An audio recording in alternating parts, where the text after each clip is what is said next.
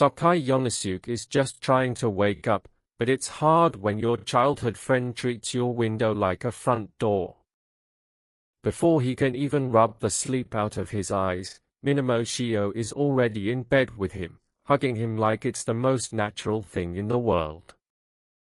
Sakai tries to push her off, but Shio just squeezes tighter, completely ignoring his personal space. He tells her to stop breaking in, but she just brushes it off, reminding him they've been together forever. Shio doesn't seem to care about modesty at all, flashing her underwear as she climbs back out of his window. While he's brushing his teeth, Shio goes on the offensive again, pressing herself against his arm to get a reaction. Sakai tells her to get a grip and be more aware of her own body, but Shio just leans in closer.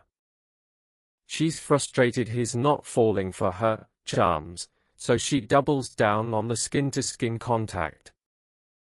Shio's been studying up on rom-com manga, practicing every trope in the book just to see him blush. She pulls off a stumble so perfect that Sakai has no choice but to catch her in his arms. Fed up, Sakai decides to turn the tables, touching her right back to see if she's as bold as she acts. He walks off like it was nothing, leaving Shio completely frozen on the pavement. Despite the bickering, Sakai's a softie, pulling out a first aid kit just to check if she actually hurt her leg. He ends up taking her hand to help her walk, which is exactly what Shio wanted all along. Sakai starts to realize that while he calls this normal, everyone else probably sees it differently. When Shio tightens her grip, his face turns bright red, and he can't even look her in the eye. He feels her fingers moving against his palm, and the tension starts to get a little too real. Both of them are blushing like crazy now, realizing this moment is definitely not just friendship. That's when Akari shows up, catching them red-handed in the middle of their rom-com moment. She starts laughing her head off, teasing Sakai about how intense he's acting over a little hand-holding. Akari gets right in his face, calling him a horny monkey and warning him not to mess with Shio. She doesn't stop at words, either, smacking him with her back to drive the point home. Sakai's pride takes a hit when Akari tells him he's being delusional about Shio's feelings. He's dying of embarrassment while the two girls talk like he isn't even there. Sakai tries to convince himself that a rom-com with his childhood friends is never going to happen. But Akari is feeling the pressure, looking at old photos and worrying that Shio is winning. She starts regretting being so mean to him, fearing she's pushing him away instead of pulling him in. Both girls decide it's time to step up their game before they're stuck in the friend zone forever. Back in class, Akari and Sakai are already back to their usual bickering over something as simple as a drink. Their teacher tries to get them to settle down, but these two are like cats and dogs the moment they're together. Sakai wonders why he can't just be honest with her, especially since they've known each other since they were toddlers. Akari catches him staring at her drink and teases him, though she's just as flustered as he is. She calls him an idiot, but her face says she's really just desperate for him to look at her. She offers him a sip, trying to bridge the gap between them in her own awkward way. Akari takes a drink from his bottle without thinking, only to realize that, indirect kiss, she just committed. Her brain completely short-circuits as the reality of what she did sinks in. She tries to recover by acting tough, teasing Sakai and calling him a cherry boy to hide her own panic. Sakai isn't taking it lying down, challenging her to prove she's actually had any romantic experience. Akari's tough girl act falls apart instantly, and she starts crying because she's actually just as inexperienced as he is. Then, in a moment of pure desperation, she tells him to just kiss her right then and there. They end up in the stairwell alone, with Sokai's heart beating so loud he's sure she can hear it. Akari finally drops the act and admits she's never kissed anyone before, either. Sokai Yonosuke is completely frozen as Akari leans in, her face just inches from his as she teases him about his first time. The moment is shattered when Shio walks in, her jaw dropping at the sight of her two friends in such a compromising position. Sokai panics, trying to explain himself, while Akari looks like she wants the floor to swallow her whole. Shio doesn't waste any time, jumping in to tease Sokai and helping clean his face while Akari tries to recover her dignity. The bickering continues with Shio covering his eyes, as Sokai stubbornly insists that rom-com tropes never happen to childhood friends. Shio looks more determined than ever, while Akari watches closely, realizing she can't afford to let her guard down for a second. At school, Sokai's friends are relentless, grilling him about living next door to two beauties and asking if he's ever caught a sneak peek. He shouts that he's never seen them as anything but friends, only for Shio to pop up and greet him with perfect timing. Shio is back to her usual antics, hugging him right in the middle of class and ignoring his desperate pleas to let go. She takes it a step further by sitting right on his lap to copy homework, leaving Sokai incredibly flustered. Sokai starts panicking internally, realizing that he's actually noticing things about her he shouldn't, while Shio just gives him an innocent smile. She tells him there's nothing to worry about, continuing to cling to him while their classmates watch the chaos unfold. Shio is clearly having the time of her life, seeing this as her big chance to go on an all-out attack and mess with his head. Akari suddenly appears, calling them both out for their lack of shame and labeling Sokai a total horny-ass monkey. She sternly tells Shio that she can do her homework literally anywhere else besides Sokai's lap. Akari takes charge and physically pulls Shio away, despite her protests that it's fine between her and Sokai. Somehow, it backfires, and Sokai ends up with both girls sitting on him at the same time, which is way too much for him to handle. The rest of the class is in awe of the two angels sitting side by side, but Sokai is just praying for the earth to open up. Even Akari is starting to feel the heat, admitting to herself that she can feel every single movement he makes. The two girls start competing for his attention right there on his lap, pushing Sokai straight past his breaking point. He finally loses it, screaming for them to get off as he reaches his absolute limit of embarrassment. Sokai bolts from the room, claiming he just needs to use the bathroom, leaving the two girls to wonder if they went a bit too far. Both Shio and Akari are left blushing and breathless, realizing they might have actually succeeded in making his heart race a bit too much. Later on the bus, Shio is acting much more subdued, looking almost mature as she stands near Sokai in the crowd. She ends up leaning against him, claiming she's starting to feel carsick and needs his support to stay upright. Because the bus is so packed, they're basically forced into a hug, and Sokai is doing everything he can to just keep breathing normally. Shio's breathing is heavy right against his ear, making it impossible for Sokai to ignore just how close they are. She whispers that his touch is the only thing that helps her motion sickness, asking him if it feels good for him too. Sokai is terrified she's going to hear his heart thumping like a drum against her back. She leans her full weight on him, and Sokai desperately repeats his mantra that she's just a childhood friend over and over. When he looks at her, he realizes she's actually sweating and looking quite pale. She really is feeling sick. They finally get off the bus, and Sokai sighs, knowing she always tries to hide her problems until they get this bad. He heads straight for a vending machine and buys a cold can of Coca-Cola, handing it over to her without a word.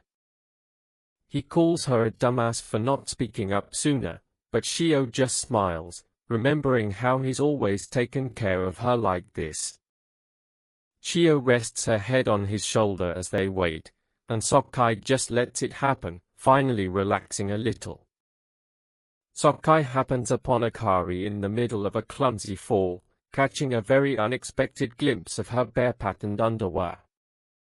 He offers her his umbrella, and even though she calls him a monkey in heat, she eventually gives in and accepts his help. Sharing an umbrella is incredibly awkward for both of them, and Sokai can't help but notice how mature Akari has started to look. Akari grumbles about him walking too fast, and Sokai realizes she's probably just embarrassed about him seeing her fall. She's blushing furiously at the proximity, still fuming about him catching a glimpse of her bare-patterned panties when she slipped. She tells him to get closer so he doesn't get wet, then offers her towel to wipe the rain off his shoulder. They fall right back into their usual bickering, but Sokai ends up holding the umbrella steady while she tries to take care of him. Akari tells Sokai to hold the umbrella lower, noticing he's getting wet himself, while she reflects on how much he's grown since they were kids. She admits she might hit her head on the umbrella, surprising Sokai with her sudden thoughtfulness, which catches him completely off guard. A sudden movement causes them to collide, and Sokai ends up reflexively hugging Akari to steady her, both of them getting drenched in the process. Akari, looking vulnerable and completely soaked, softly thanks him, her face flushed with a mix of embarrassment and hidden affection.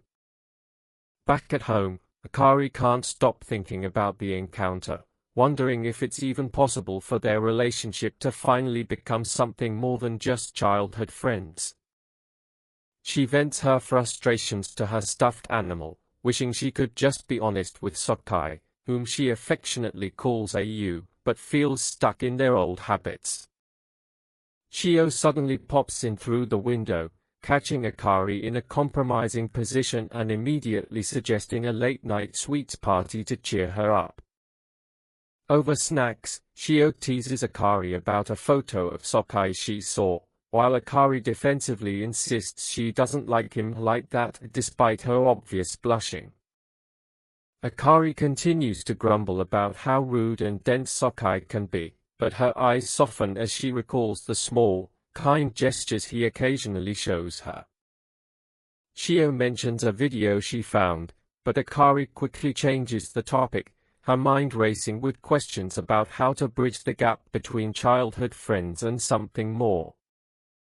The girls' conversation is interrupted by a sudden realization about a search history, leading to a comedic panic as they realize how much their thoughts are dominated by Sokai. Akari shows Shio some old photos of Sokai, laughing about how he always used to force himself into the frame, but both of them seem touched by the memories. Shio asks Akari how she truly feels about Sokai, causing both of them to fall silent as their hearts beat in sync with the unspoken truth. Akari finally snaps, declaring she hates how dense he is and how he never notices when they dress up or try to act more like women for him. Shio enthusiastically agrees, recalling an instance where he gave her a dinosaur plushie as if she was still a child, which both annoyed and touched her. Despite their complaints, the two girls share a genuine laugh, realizing that their shared love for the same person might be the very thing that keeps them together forever. Outside, Sokai is lurking near the room, having heard their entire conversation and feeling a deep sense of guilt and confusion about how they actually perceive him. On a day off, Sokai tries to blend in at a bookstore, hiding behind sunglasses as he indulges in a secret hobby that he's sure his childhood friends would never understand. He's become obsessed with rom-com manga, particularly one about childhood friends becoming lovers, though he keeps telling himself it's just fiction and would never happen in real life. His peaceful afternoon is shattered when he suddenly spots Shio and Akari in the same store, causing him to freeze in a state of absolute terror. The girls immediately spot him, mocking his lame disguise and wondering what a non-reader like him could possibly be doing in a bookstore. They show off the books they're buying, a fashion magazine for Akari and a cookbook for Shio, while Sokai tries to hide the manga he's desperately clutching. Shio and Akari aren't fooled, noticing he's hiding something and becoming increasingly curious about what could be so important to him. They start to speculate, their imaginations running wild with the possibility that he might be hiding something indecent, which only makes Sokai more flustered. The two girls team up to forcefully take whatever he's hiding, as Sokai begs them to let it go, his dignity hanging by a thread. The situation reaches a comical climax as they wrestle over the book, mirroring the very rom-com trope Sokai was just reading about. The manga finally drops, revealing its title about childhood friends, and Shio immediately recognizes it as the same one he has hidden under his bed at home. Sokai is mortified as they realize he actually fantasizes about these scenarios, while the girls are left stunned by the discovery of his secret romantic side. Shio looks particularly hurt, realizing that while he reads about romance with childhood friends, he's never once treated her that way in reality. Akari also seems deeply affected, her thoughts swirling as she wonders if this means there's actually a chance for their own story to turn into a rom-com. Back at home, Shio is moved to tears while reading the latest volume of the manga, wishing she could experience that kind of love with Sokai herself. The next morning, Shio is disappointed to find that Sokai has already left for school without her, something he hasn't done in a long time. When she finally catches up to him at school, she tries her usual surprise hug, but Sokai is unusually cold and tells her to stop doing that kind of thing in public. Shio is left feeling dejected, wondering why he's being so distant all of a sudden and if it's because of the incident at the bookstore.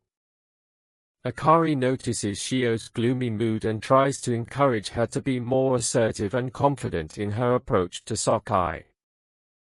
Shio takes the advice to heart and decides to try reenacting a scene from her favorite manga, finding out Sokai is on duty to clean the gym storeroom that evening.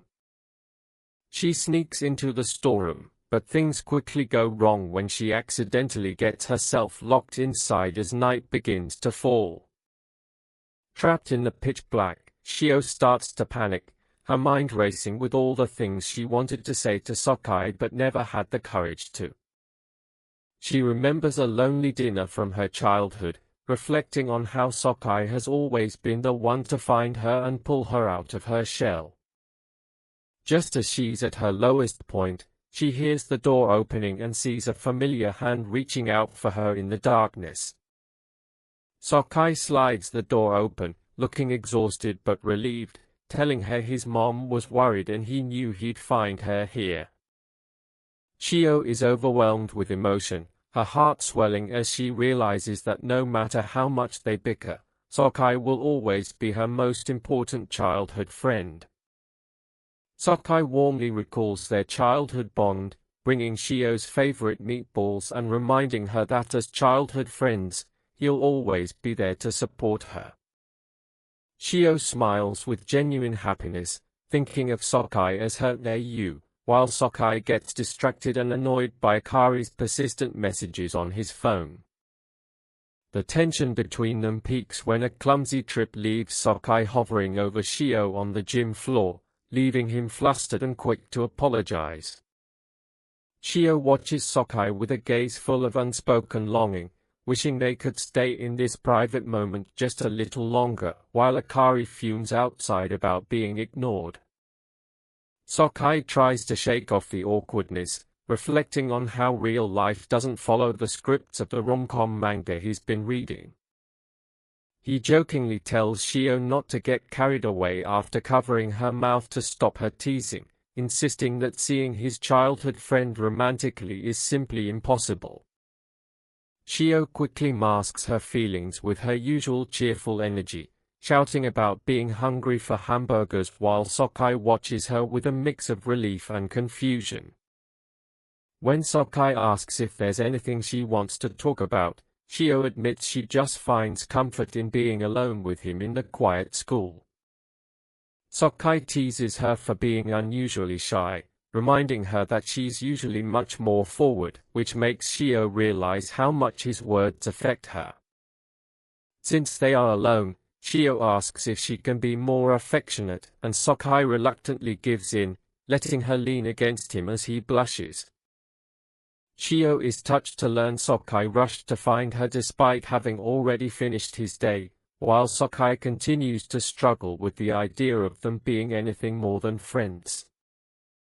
In a rare moment of vulnerability, Shio confesses that she wants to stay by his side more than ever before, her eyes filled with a new level of sincerity. As the atmosphere turns undeniably romantic, Sokai begins to panic, wondering if his life has finally turned into one of those rom-coms he secretly loves. The moment is abruptly shattered when Akari bursts into the gym, her face a mask of shock and worry as she catches the two of them close together. Akari's concern quickly turns into a fierce lecture, scolding Sokai for not replying to her messages sooner and leaving her to worry. Shio laughs off the incident, making light of getting locked in, before running off to the restroom and leaving Sokai to deal with Akari alone. Shio hides her face in the hallway, overwhelmed by the close encounter. While back in the gym, Akari demands to know what really happened between them. Akari stares Sokai down, her expression serious as she asks the one question he wasn't prepared for, whether he's actually in love with Shio.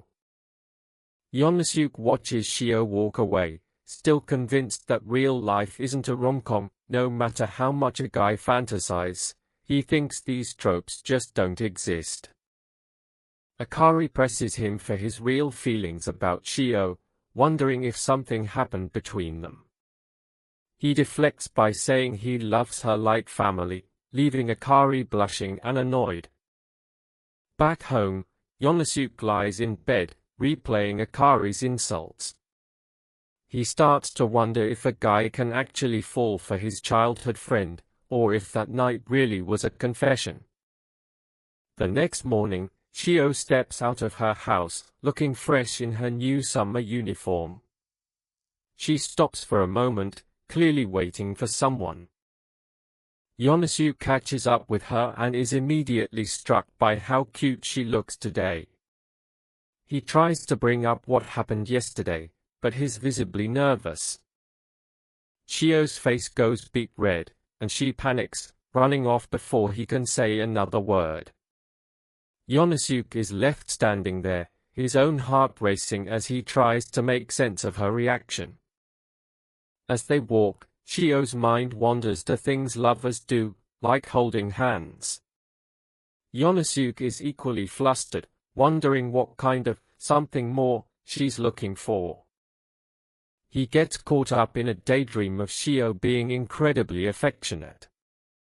When he snaps back to reality and starts muttering to himself, Akari is right there to judge him.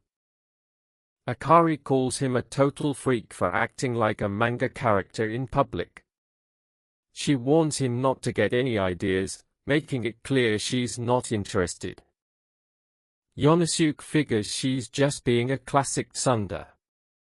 Meanwhile, Shio splashes cold water on her face, worried that things between them are already changing.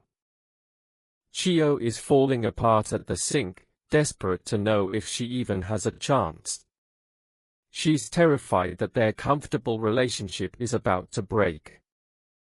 Akari walks in and immediately starts teasing her about losing sleep over AU. She leans in close, asking if something went down in the gym. Later, Yonosuke is fixing his hair in the mirror when he hears the girls bickering outside. He starts to worry if they are fighting because of him.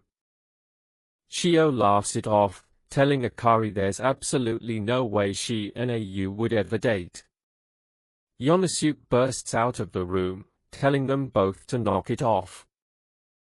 Shio looks at her phone, reminding herself that love between childhood friends is just plain impossible. She thinks the idea itself is ridiculous. Yonosuke walks away with a smug grin, thinking he's finally cracked the code. He's convinced Shio was just pretending to fall for him as a joke. He yells out his frustration, officially declaring that rom-coms are a lie. The girls just stare at him like he's lost his mind. Somewhere else, a girl relaxes in a bath, thinking about how rom-coms don't happen even if you make a promise. She sighs, looking a bit melancholic. Suddenly, Yonosuke finds himself in a room with a very half-dressed Akari. She's desperately trying to cover herself up with a towel. She screams at him, calling him every name in the book for being a voyeur. He tries to explain, but he's already being labeled a total creep. Later that night, the adults are busy having a drinking party in the living room. Yonosuke and Akari are stuck in the same house, trying to ignore each other. Akari sits alone on the porch, staring out into the dark. Yonosuke eventually joins her, but the tension is still thick. They start bickering again, with Akari telling him to just leave her alone. He tries to apologize, but she's not having any of it. She suddenly asks if he remembers how he used to beg her never to leave his side. Yonosuke is caught off guard, having totally forgotten about that. Akari leans back, her face glowing in the light as she brings up the promise they made. She seems a lot more serious than usual.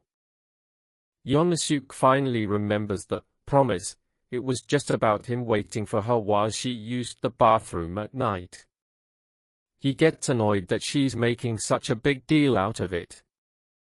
A flashback shows young Yonosuke promising to always be there so she wouldn't be lonely. Little Akari looked so happy back then.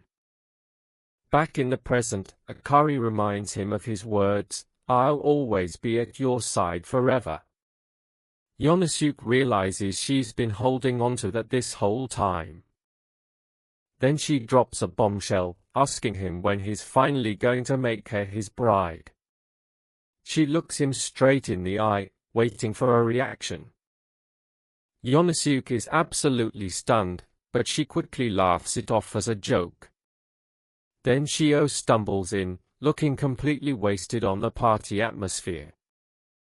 Akari teases him one last time about his red face before heading back inside.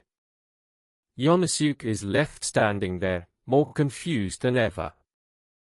A few days later, Yonosuke sits on a park bench, trying to enjoy some peace. His life has been way too chaotic lately. He's still brooding over his childhood friends being a pain when he notices a girl standing nearby. She's just staring at him with a suitcase in hand. She leans in close, checking his face with an intense gaze. Yonosuke starts to sweat, feeling like he's seen her somewhere before. She suddenly grabs his hands and calls him Ayu Oni-chan, with a massive grin.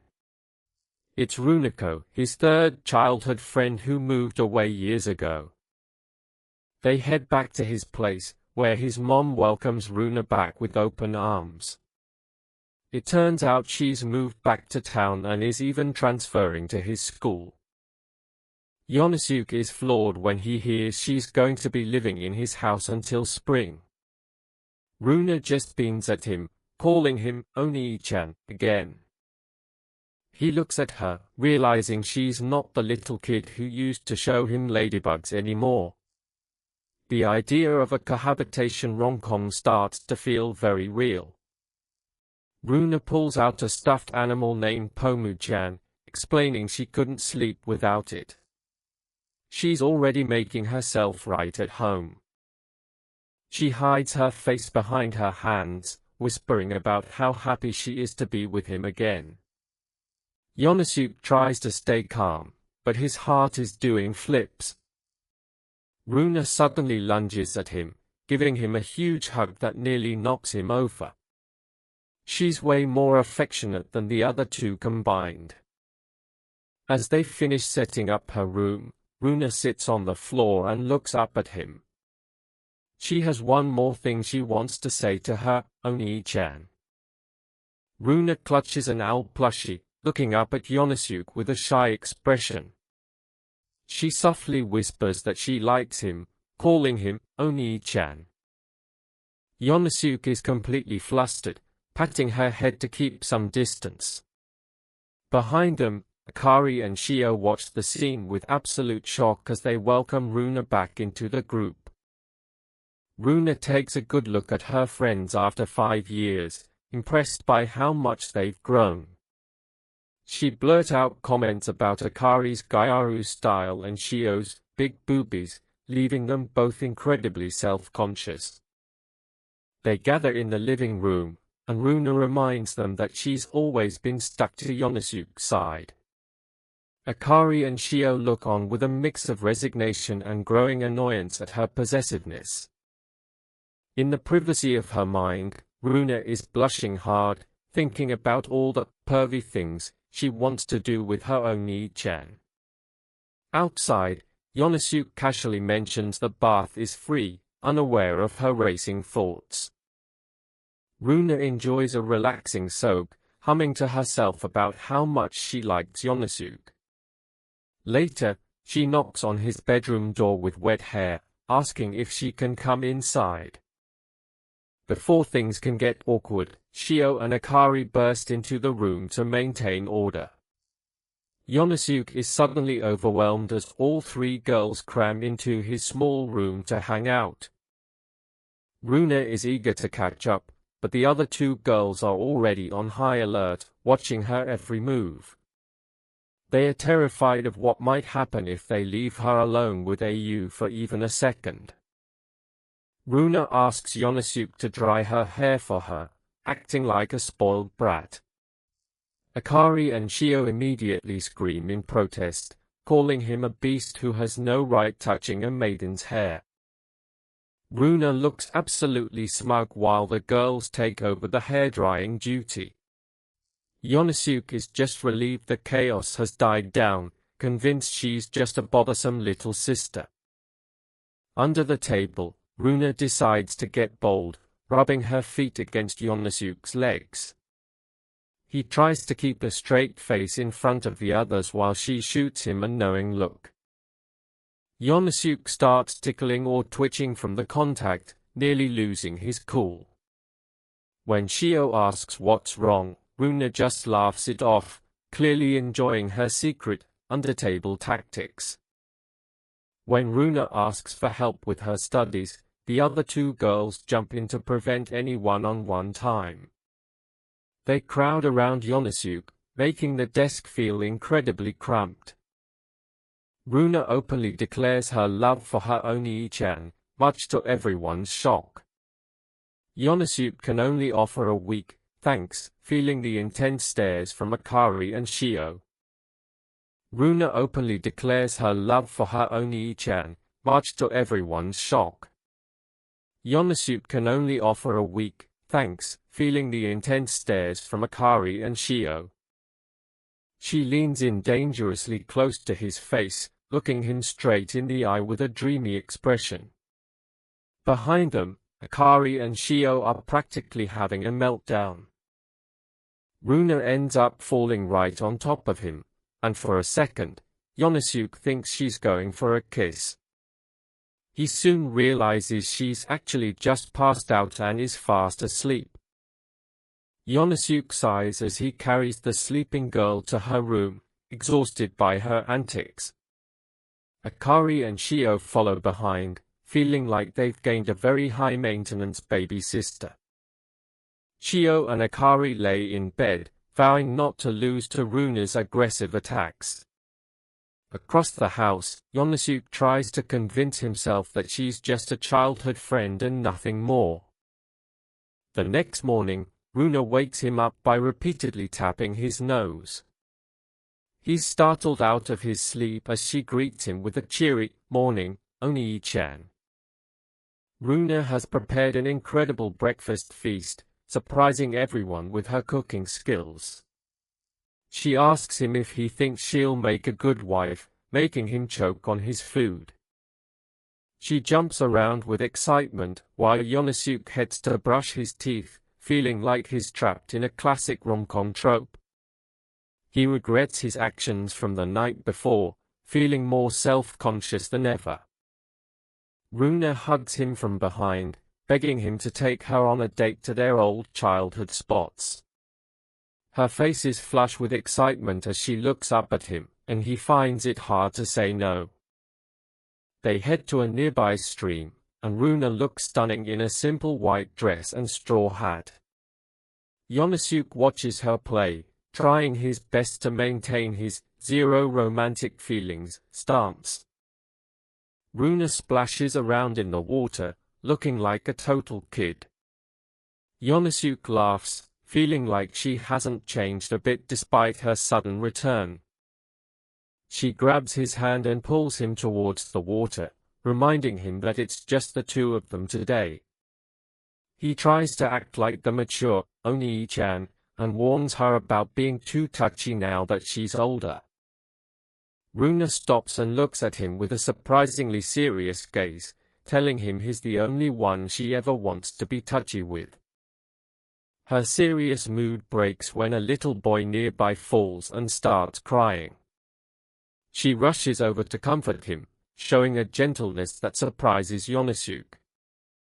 Standing by the stream, Runa announces her dream. She wants to become a doctor so she can help people, just like Yonosuke always helped her.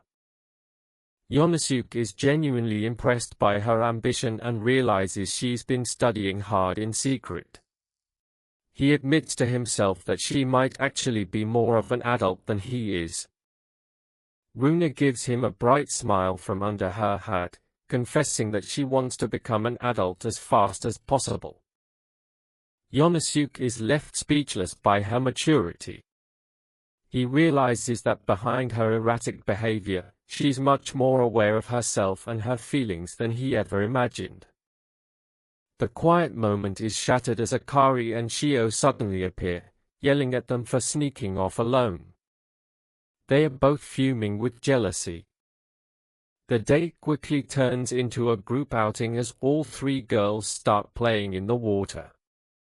Yonosuke is flustered by the sudden crowd, while Runa just enjoys the attention. Runa proudly holds up some crawfish she caught, sticking her tongue out playfully. Yonosuke ends up slipping and falling, muttering to himself that rom-coms are just too exhausting. Back at school, Akari is staring daggers at Yonosuke from her desk. He tries to focus on his studies, but her intense, self-conscious gaze is making it impossible to concentrate. Akari is spiraling, replaying Runa's confession in her head over and over again. She's determined to prove that she's just as capable of being bold. At a convenience store, Akari grabs a package of super-duper spicy curry bread. Yonosuke tries to talk her out of it, but she's being incredibly stubborn. He warns her that people have literally had to leave school early after eating this stuff. Akari doesn't care, insisting she's going to finish the entire thing to prove her resolve. She takes her first bite, and the overwhelming scent of spice immediately hits them. She's already starting to sweat, but there's no way she's backing down now. The heat is brutal, and Akari's face is turning bright red. She's struggling to even swallow, but she keeps forcing herself to eat, even as tears start to well up. She starts coughing uncontrollably, falling into a spicy-induced delirium. Yonosuke panics and rushes to find her some milk, while Akari mutters about not being able to say how she truly feels. Akari is clutching the empty wrapper of the super spicy curry bread, her face flushed with heat and tears in her eyes. With a determined look, she mutters to herself that she doesn't want to lose. Yonosuke is flustered as he tries to comfort her, but she's already finished every last bite. Akari is suffering from the intense spice, sweat pouring down her face as she tries to catch her breath. Akari shows off the empty wrapper with a shaky hand, boasting that she ate the whole thing. Yonosuke is genuinely impressed by her bizarre display of willpower. Yonosuke apologizes for doubting her, which makes Akari blush even harder. She tries to act cool, saying she can do anything if she really tries, though she's still steaming from the heat. In her spicy-induced delirium, Akari leans in close and softly confesses that she loves him. Yonosuke is completely frozen, unable to process what just happened. Akari suddenly snaps back to reality, letting out a confused sound as if she didn't realize what she just said. Yonosuke is left staring at her, his mind racing with a mix of shock and confusion. Akari is back to her usual self, but the air between them is thick with embarrassment. A news snippet mentions that the super spicy bread was discontinued the very next day, much to Yonosuke's relief. Shio and Akari celebrate the end of the semester with high energy, while Yonosuke is slumped over his desk, exhausted from the exams. They start talking about summer vacation and whether he has any plans. Runa bursts in later, showing off her perfect test scores and begging for praise. Yonosuke, feeling the pressure of his own mediocre results, tells her to talk later and slams his bedroom door shut. Yonosuke buries himself in his studies, feeling frustrated that he's not as naturally smart as his childhood friends. Outside, Runa is sitting bored, wondering why he's been cooped up for 3 days. The girls gather in the living room, deciding that if Yonosuke won't come out, they'll just make their own summer plans. Akari tries to act like she doesn't care, but she's clearly feeling lonely without him. They eventually decide to force their way into his room, bringing snacks and toys to lighten the mood. They tell him he needs to rest and join them in making plans for the break. Akari and Shio tease him about his low test scores, reminding him that he can't instantly become a genius. Yonosuke is annoyed, but the girls' playful pestering starts to wear him down. The girls leave him with a mock-sad goodbye, telling him to enjoy his sad and lonely summer studying. Yonosuke is left even more determined to catch up so he doesn't get left behind. Yonosuke tries to ignore the constant poking from the girls as he focuses on his work. He tells himself he needs to excel at something so he can truly stand on equal footing with them. As he tries to study, his mind drifts to an image of Shio, Akari, and Runa in their swimsuits, looking like a scene straight out of a summer anime. In his imagination, Shio looks at him with a seductive smile and asks if he doesn't want to go to the beach with them. Yonosuke shakes his head, trying to snap out of his daydream. They compare their actual test scores, with Shio and Akari both doing remarkably well despite Shio failing a single subject. Yonosuke is shocked by how high their standards are compared to his. Later that night, Yonosuke is relaxing in the bath, thinking about how he couldn't study for even 1 day. He ends up falling asleep in the warm water, dreaming of a happy summer together. He wakes up with a start, only to find Shio standing right in front of him, clutching a towel. He realizes with horror that all 3 girls have come over and are entering the bath area. Panicked, Yonosuke hides under the bath lid, wondering why on earth they are taking a bath in his house. He's in a too dangerous situation that could ruin his reputation forever. The three girls are already in the bath together, laughing and talking as if it's the most natural thing in the world. They're curious about each other's pajamas and old middle school stories. Runo makes a direct comment about Shio's big chest, leaving Akari feeling self-conscious about her own size. The bath is filled with the typical, uninhibited chatter of close friends. Yonosuke is holding his breath, trying not to make a single sound as the girls splash around. They mention how much fun it is and wish Onii-chan was a girl so he could join them. He peeks from under the lid, sweat beading on his forehead as he tries to stay hidden. He thinks he might be safe until Shio moves closer to the tub.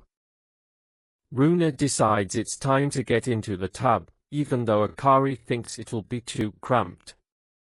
Before Yonosuke can react, Runa starts lifting the lid to climb in. Runa settles into the warm water, looking completely relaxed and happy. She has no idea that Yonosuke is right there under the other half of the lid, paralyzed with fear. Yonosuke is practically in tears, convinced his life is over if he gets caught. The girls then start wondering aloud what he actually thinks of them. Runa wonders if he's fallen in love with one of them since they're so beautiful. Shio and Akari quickly dismiss the idea, insisting they are just childhood friends and nothing more. Runa admits she'd be really happy if someone she loved felt the same way. Shio looks thoughtful, admitting that she'd be happy having that kind of guy fall for her too. Akari, blushing intensely, looks away and mutters that she probably wouldn't mind it either. The confession of their true feelings hangs in the steamy air. Akari decides it's getting too hot for her and heads out, followed shortly by Runa. Yonosuke is left alone in the tub, gasping for air and feeling his head spin from everything he just heard. Yonosuke finally gets out of the bath, drying his hair and trying to process the girls saying they don't mind him falling for them. He's completely flustered and confused. Shio suddenly comes back into the room because she forgot something. She sees him and jokingly mentions that the mole on his butt hasn't changed since they were kids, leaving him mortified. Shio leaves him with a cryptic comment about making him take responsibility someday. Yonosuke is left standing there, his mind a mess of rom-com tropes and childhood memories as summer vacation officially begins. It's the start of summer vacation, and Shio greets Yonosuke outside his house. Since the other two had things to do, it's just the two of them heading out for the day. They head to the library to finish their homework, as they'd planned. Shio looks at him with a serious expression, while Yonosuke is clearly struggling to concentrate. Yonosuke is distracted by how close Shio is sitting and the memory of their recent encounter in the bath. He's trying his hardest not to look at her, but his face is bright red. Shio leans in closer, looking him straight in the eyes as if she can tell exactly what he's thinking. Yonosuke is completely overwhelmed by her presence. Shio is proud of herself for managing to concentrate, but then she leans in even closer to help him with a difficult problem. Yonosuke tells her she's way too close, feeling the heat rise in his cheeks. Shio puts a finger to her lips, whispering that he needs to be quiet in the library. She gives him a gentle, knowing smile that makes his heart race even faster. They continue to study together, but Shio mentions that she wants this year to be different. She hints at the idea of the two of them going somewhere alone, leaving Yonosuke stunned. Yonosuke and Shio sit together in the quiet library. He looks away, thinking about how their relationship has remained unchanged since they were children, just as it always should be. Shio gazes out the window, wondering if things will stay this way even after they start working or move far away for college. She asks him with a hint of concern if they'll still be the same even if he gets a girlfriend. Shio turns to him, her face slightly flushed, and asks if they should just keep on being childhood friends forever. The question hangs in the air, heavier than her usual playful banter. Yonosuke gives her a reassuring smile, insisting that nothing is going to change because once you're childhood friends, you're always childhood friends. Shio looks down, her expression unreadable. Suddenly, Shio looks him straight in the eyes and asks what he would do if she asked him to go out with her. Yonosuke is completely caught off guard, his heart skipping a beat. Shio quickly laughs it off, saying she meant going outside to buy ice cream. Yonosuke is relieved but also a bit rattled, firmly telling himself that rom-com scenarios just don't happen in real life. The scene shifts to a sunny beach where Shio, Runa, and Akari are all in their swimsuits. They are full of energy, teasing Yonosuke for being a party pooper while he tries to keep his distance. Yonosuke tries to act mature and uninterested, but the girls aren't having it. Shio approaches him with a pretty shell, while Akari watches from a distance, looking a bit annoyed by his attitude. The girls crowd around Yonosuke, with Runa and Shio practically hanging off him. He is completely overwhelmed by their proximity, his face turning bright red as he tries to process the situation.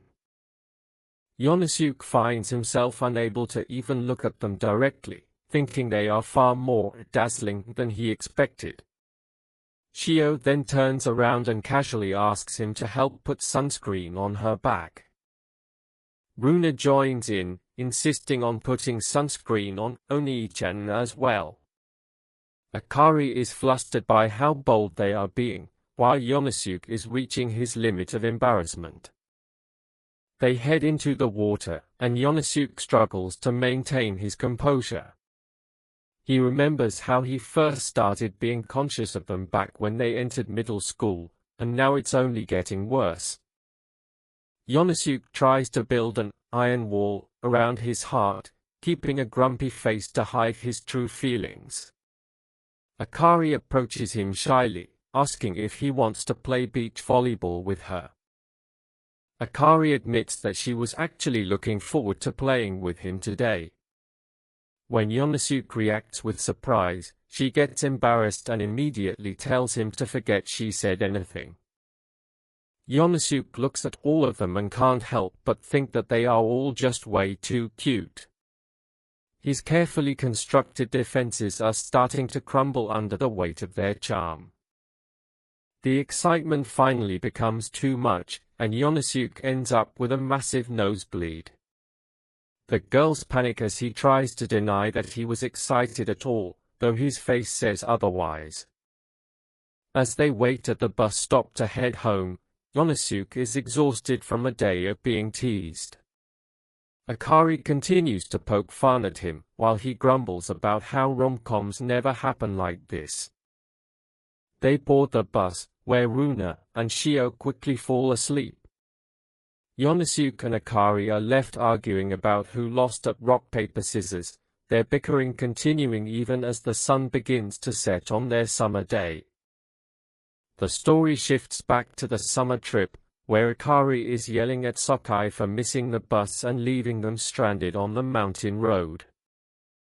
With no phone reception and no way home, the two of them are forced to walk the long road back together, much to Sakai's frustration. Akari's face turns bright red as she realizes they're completely alone, her mind racing with the romantic possibilities of their situation. When a cat suddenly jumps out from the bushes, Akari clings to Sakai in fear, a moment of genuine closeness that leaves them both blushing and flustered. Sakai and Akari are stranded on a mountain road after missing the last bus. It's pitch black, and Akari is clearly reaching her limit. Every rustle in the trees has the resident Gaoru jumping out of her skin. Sakai can't help but tease her about how her tough act is falling apart over a few crows. Akari's legs finally give out, and she ends up slumped on the ground. She tries to play it off, but she's visibly trembling from the dark. Sakai doesn't give her a choice and offers a piggyback ride. She puts up a fight at first, but she's too exhausted to keep the stubbornness going. As he carries her, they both think back to middle school. That was when Sakai started acting cold and told her they shouldn't walk home together anymore. Akari admits that ever since then, he's always made a scary face and stopped looking her way. She feels like he's the one who changed first. Sakai comes clean, telling her he only puts on that tough face because he feels like he needs to be the one protecting her. The confession hits Akari like a truck. She's stunned that deep down, he hasn't changed at all. They finally make it to civilization, and a call from Shio reveals that their parents already booked them a room at a nearby ryokan. The awkwardness hits a new peak when they realize they are sharing a single room with the futons already laid out. Akari clings to his back, whispering that she wants them to stay together. It sounds way more romantic than she probably intended. Sakai just laughs it off, thinking she's still just terrified of ghosts. Akari looks like she wants the floor to swallow her whole. She's unusually quiet as they settle in, even thanking him for helping her out today. The sudden politeness is throwing Sakai for a loop. While Akari takes a bath to cool off, Sakai is in the other tub screaming into the void about how weird things have gotten. Back in the room, Akari sits there in her yukata with a look that Sakai can only describe as the calm before the storm. Dinner is a total minefield of awkward silence and stolen glances. Sakai tries to be helpful, but he ends up burning his hand on the teapot instead. Akari's tough exterior vanishes the second she sees his hurt. She grabs his hand and starts fussing over the burn like her life depends on it. She spends the next few minutes cooling his fingers with water, being gentler than she's been in years. By the time they turn the lights out, the air is thick with tension. Sakai is wide awake, staring at the ceiling and trying to convince himself everything is normal. Then he feels the futon move. Akari crawls right in next to him, looking completely vulnerable. She vents about how much she hates it when he acts cold and arrogant. She just wants him to look at her the way he used to. She pulls him into a hug, whispering that he's the only one who can actually calm her down. Sakai is officially a statue. Just as she drifts off to sleep, she mutters a soft, "I love you." Sakai's brain pretty much short-circuits right then and there. The next morning, Sakai is a walking zombie from lack of sleep. Akari, on the other hand, is right back to her aggressive, cold-shouldering self. While she's getting ready, Sakai tries to bring up the "I love you" from last night. She immediately loses it and kicks him out of the room. On the ride home, the realization of what she actually said finally sinks in. Akari is having a full-blown internal crisis on the bus. Back at home, Sakai is completely drained. He's trying to process the night's event when Runako shows up to bother him. Runako starts complaining that he doesn't understand a girl's heart at all. Sakai realizes she might actually be the perfect person to ask for advice. He decides to test the waters by telling Runako a story about a friend who had a weird night at an inn. Meanwhile, Akari is lurking on the roof with a baseball bat. She's decided the only way to move forward is to literally knock the memory out of his head. Sokai lays out the whole scenario, while Akari listens from just outside the window, praying he doesn't spill the beans. When he mentions the confession part, Runako gets super hyped. On the roof, Akari is clutching her bat and preparing for the worst.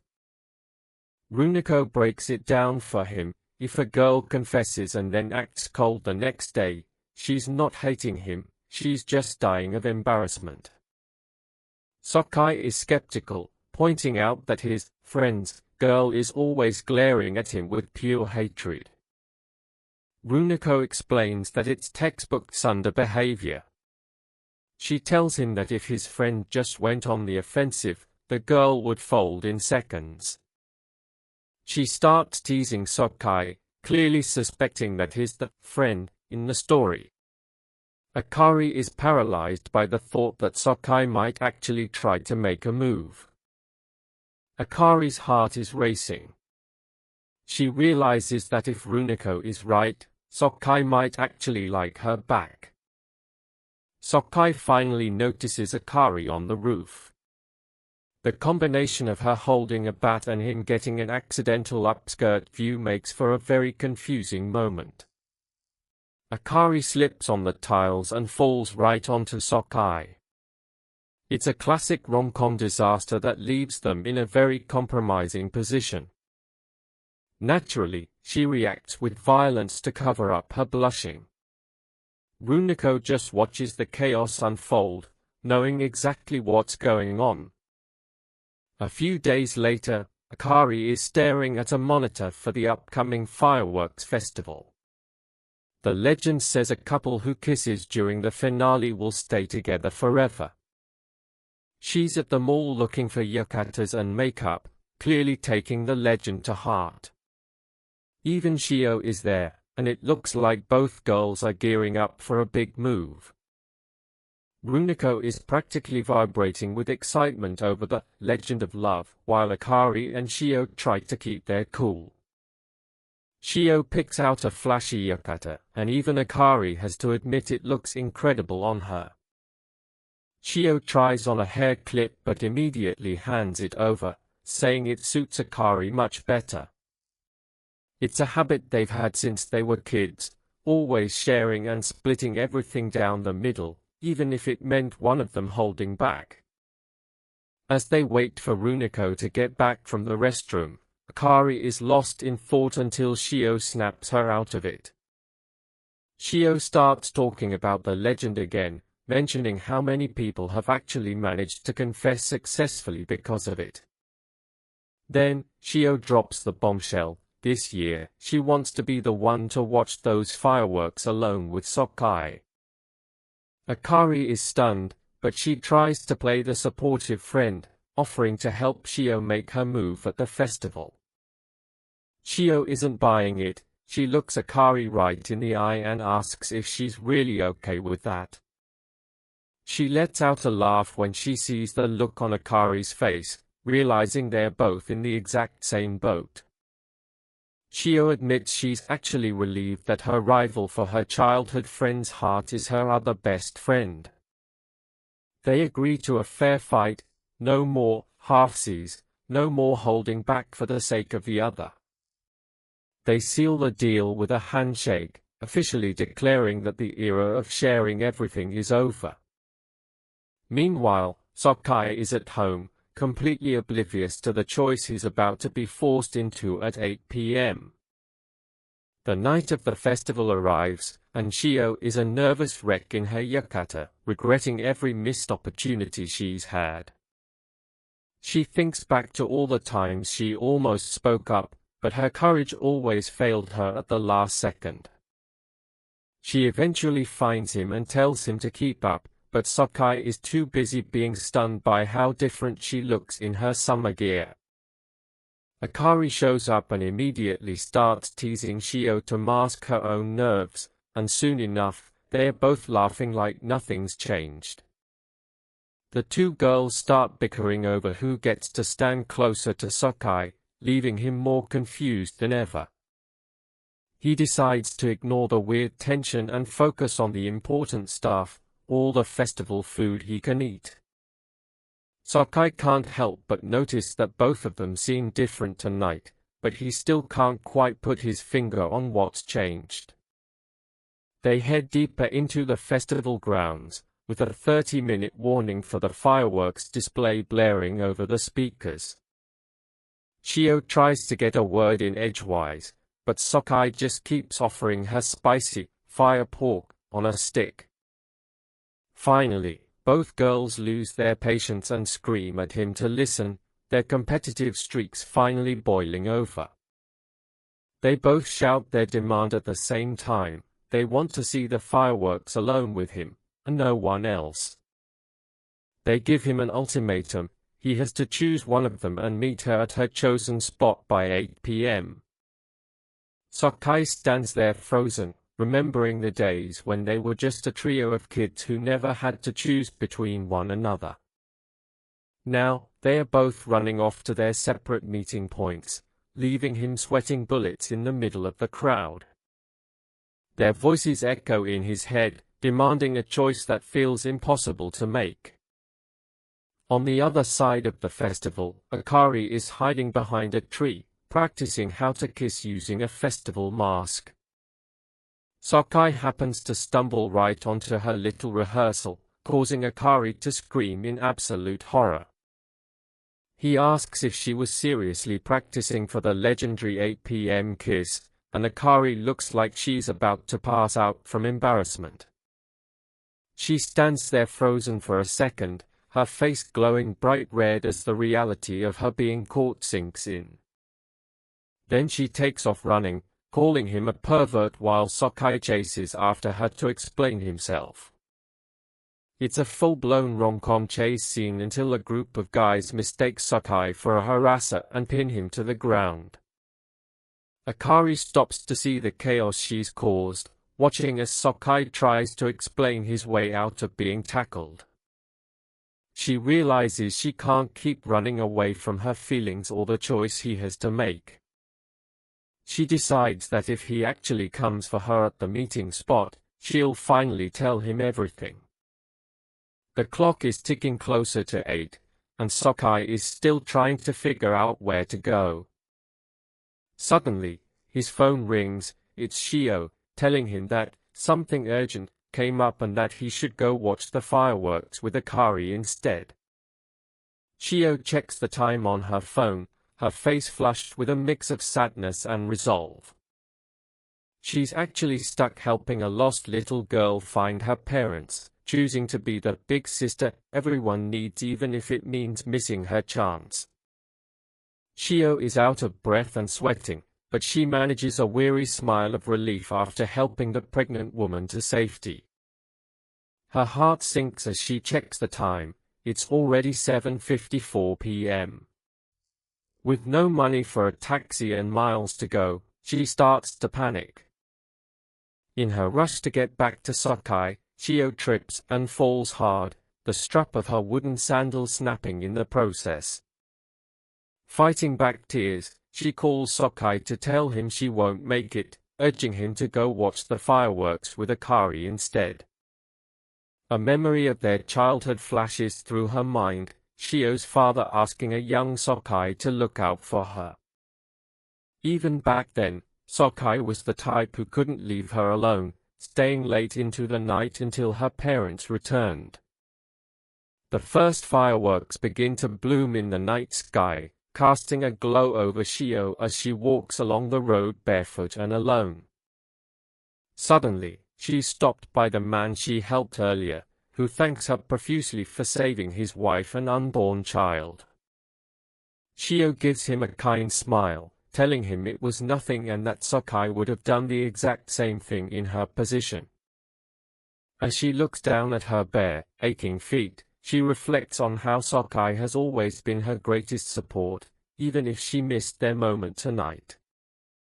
The final boom of the fireworks signals the end of the show, leaving Shio in tears as she laments missing the one thing she wanted most. "Found you," a familiar voice calls out. She looks up to see Sokai standing there, looking both annoyed and incredibly relieved. Sokai walks toward her, his expression unreadable as Shio nervously asks about where Akari is. Without warning, Akari lunges from behind Sokai and tackles Shio in a tearful embrace, scolding her for being so reckless and walking barefoot. Sokai apologizes to both of them for the mess and pulls out a bag of handheld fireworks, declaring that the real show is just beginning. The trio finds a quiet spot and lights the sparklers together, their laughter echoing in the night as the sparks fly. Sokai explains that the moment Shio hung up, he didn't even think, he just started running until he found the people she had helped. They decided to skip the official display and set off their own special fireworks, a moment shared only by these childhood friends. Shio beams with pure joy, declaring that despite all the setbacks, this has been the best summer of her entire life. As the sparklers burn low, Akari softly apologizes to Shio, feeling guilty for getting the chance that Shio had sacrificed. Akari quickly reverts to her usual self, calling Sokai a moron and telling Shio that they shouldn't let pity get in the way of their feelings. She declares a fair and square competition for Sokai's heart, with no regrets. Sokai, meanwhile, is already starting to drift off. Sokai falls fast asleep on the bench, leaving the two girls to stare at his defenseless face with mischievous glints in their eyes. In a rare moment of unity, both Akari and Shio lean in to give the sleeping Sokai a soft kiss on each cheek. The girls break out into fit of giggles as Sokai wakes up with a start, completely baffled by their sudden good mood. 3 days pass, and Sokai lies in bed staring at the ceiling, wondering why his life hasn't turned into the rom-com he expected. Akari and Shio burst into his room like nothing happened, teasing him about his messy bed hair and dragging him out of bed. Sokai is left reeling, frustrated that the legend of love didn't seem to change a single thing between them. He's further interrupted by Runako, who arrives home in high spirits and immediately starts teasing her big brother. Runako is as clingy as ever, snuggling up to Sokai and demanding his attention to make up for the time they spent apart. Runako surprises him by appearing all dressed up, asking if he's ready for their date. She strikes a cute pose, thrilled that her surprise worked, and drags a bewildered Sokai off to a trendy-looking cafe. Things get awkward when the waiter mentions it's couple's day, and Runako gleefully notes that they look like a real couple. Sokai's romantic mood is instantly killed when he opens his wallet and realizes it's completely empty, forcing him to just order water. Sokai sits there feeling like a total failure, convinced that all this trendy couple stuff is way out of his league. Sensing his distress, Runako reaches over and gently pats his head, reassuring him that he's actually a very cool guy. She starts feeding him bits of her dessert, a scene that mirrors the many times they spent together as children. As she watches him eat, Runako smiles to herself, knowing that her own personal rom-com has been going on for years. She teases him about his heart skipping a beat, and Sokai can only stammer in embarrassment as she heads off to return their tray. Just then, a new face appears, a tan girl with short hair on a bicycle, watching Sokai from a distance. The girl, Hinata Haru, cheekily shows off the spats she's wearing under her skirt and calls out Sokai's nickname, Au. Shio and Akari arrive just in time for the first day of school, and the group falls back into their familiar, chaotic routine as summer ends. Hinata Haru leans in with a wide, mischievous grin, finding the sight of Sakai surrounded by girls to be the perfect setup for a joke. She teases Sakai for having a girl on each arm, jokingly accusing him of trying to make everyone jealous while she playfully grabs his head. Haru laughs and waves as she pedals away on her bike, leaving the group behind after her brief but chaotic appearance. Sakai is immediately cornered by his classmates, who have heard a scandalous rumor that he's three-timing with his childhood friends. Akari is furious when she hears the rumors being spread by Haru, a popular athlete who seems to have a personal vendetta against their group. Sakai decides to take matters into his own hands, heading to the track and field clubroom to confront Haru about the lies she's telling. He bursts into the room only to find Haru in the middle of changing, her athletic frame catching him completely off guard. Haru doesn't seem the least bit embarrassed, playfully inviting him in and acting as though their awkward encounter is perfectly normal. She laughs at his formal language and teasingly asks if he really doesn't remember her, leaning in close with a knowing look. Haru continues to push his buttons, her face inches from his as she challenges him to touch and find out just how much is forgotten. Just as the tension reaches a breaking point, Chio and Akari burst in, horrified to find Sakai in such a compromising position with Haru. A flashback reveals that the energetic Haru was actually a childhood friend of theirs from elementary school, though she looked much more like a boy back then. Sakai is floored by the realization that the Haru-kun he used to play basketball with is actually a girl, and a very popular one at that. Sakai remembers the good old days when his childhood friend Haru was just one of the guys. Back then, it was all about playing basketball at the park until the sun went down. But fast forward to the present, and Sakai's world just got flipped upside down. It turns out his male childhood friend Haru is actually a girl, and he's the only one who didn't know. Haru doesn't miss a beat, teasing him about how they used to take baths together. Sakai is a blushing mess as she leans in, calling him a little pervert. She corners him against the lockers, enjoying every second of his discomfort. She's totally aware of the power she has over him now that the truth is out. Haru just laughs at his reaction, calling him cute for being so flustered. While Sakai looks like he's about to have a meltdown, she's perfectly calm and collected. Chio and Akari join them, and Haru immediately puts them on the spot. She asks if any of them are actually dating yet, making the tension in the hallway skyrocket. She points out they are always together, so it's a natural question for anyone watching. The girls look away, and Sakai is just sweating. Haru decides to take off for now, telling them she'll see them later. She leaves with a confident smirk, clearly having fun messing with their dynamic. Before she disappears, she whispers a secret invite to Sakai. She wants to meet him at their old park after school, just the two of them. Sakai shows up at the park, and Haru is already there. She starts taking off her school shirt, revealing a sports top underneath while poking fun at his blushing face. She's not there to talk, she wants a one-on-one match. She tosses him the ball, determined to prove she's still the boss on the court. They start playing, and Haru is a total powerhouse. She's faster and more aggressive than Sakai remembered, easily driving past him for a shot.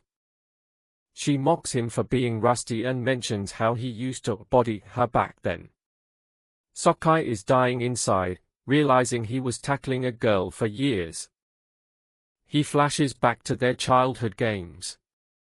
They spent every day here together, completely unaware of how complicated things would get. Despite the new look, he sees that Haru is still the same competitive spirit he grew up with. She sinks a winning three-pointer and throws up a peace sign. Sakai is out of breath and completely defeated by his best bud. Now comes the loser's punishment. Haru ponders what to do, making Sokai more nervous with every passing second of silence. She decides to skip the physical dare and asks a serious question instead. She wants to know which girl he's actually going to choose. Haru overheard the confessions from the summer festival. She pushes him to admit that his relationship with Shio and Akari has changed. She leans in close, demanding the truth.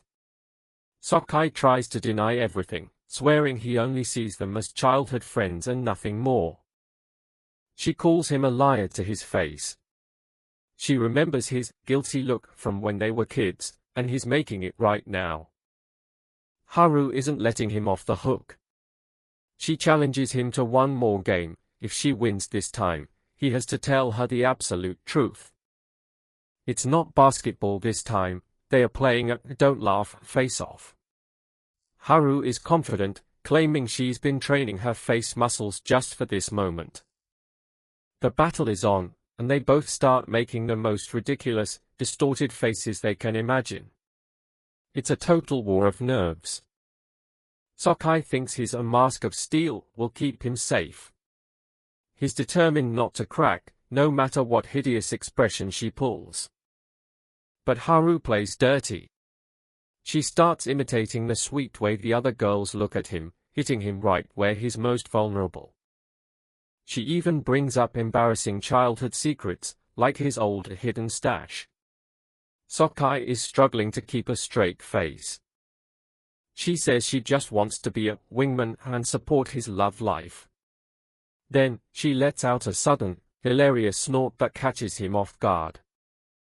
That's the breaking point. Sokai loses it and bursts out laughing, while Haru celebrates her victory with a triumphant grin. He finally caves. Looking at the sky, he admits the truth, he actually does have feelings for his childhood friends. They sit together on a bench afterward.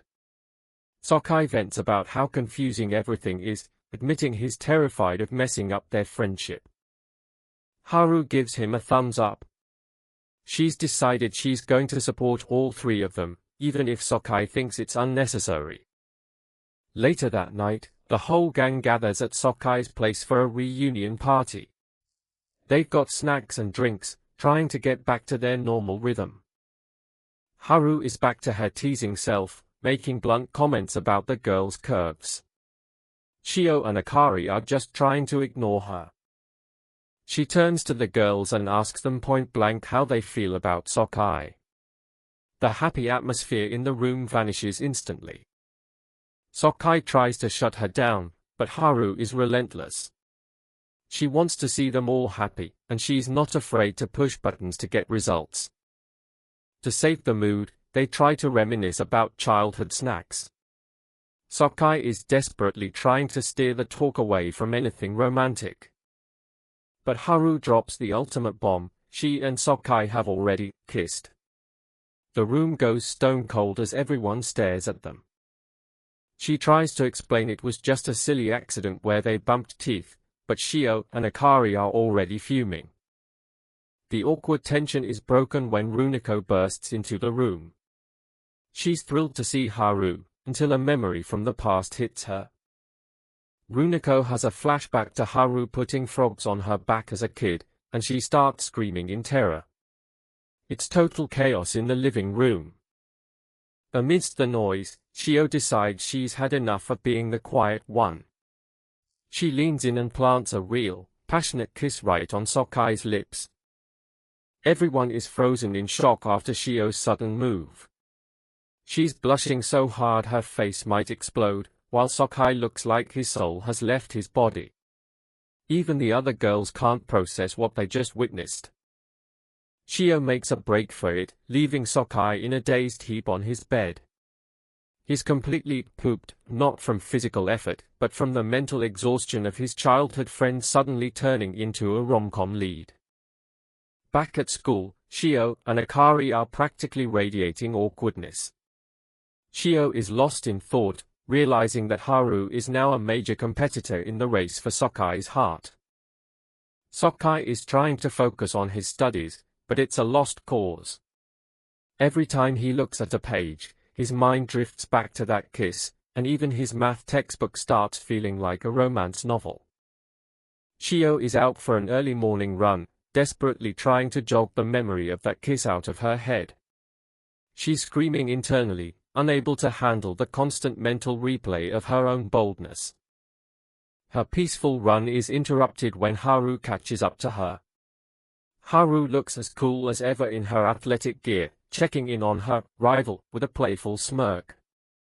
They take a breather, and Haru explains she switched to track and field because she liked the empty head feeling of running.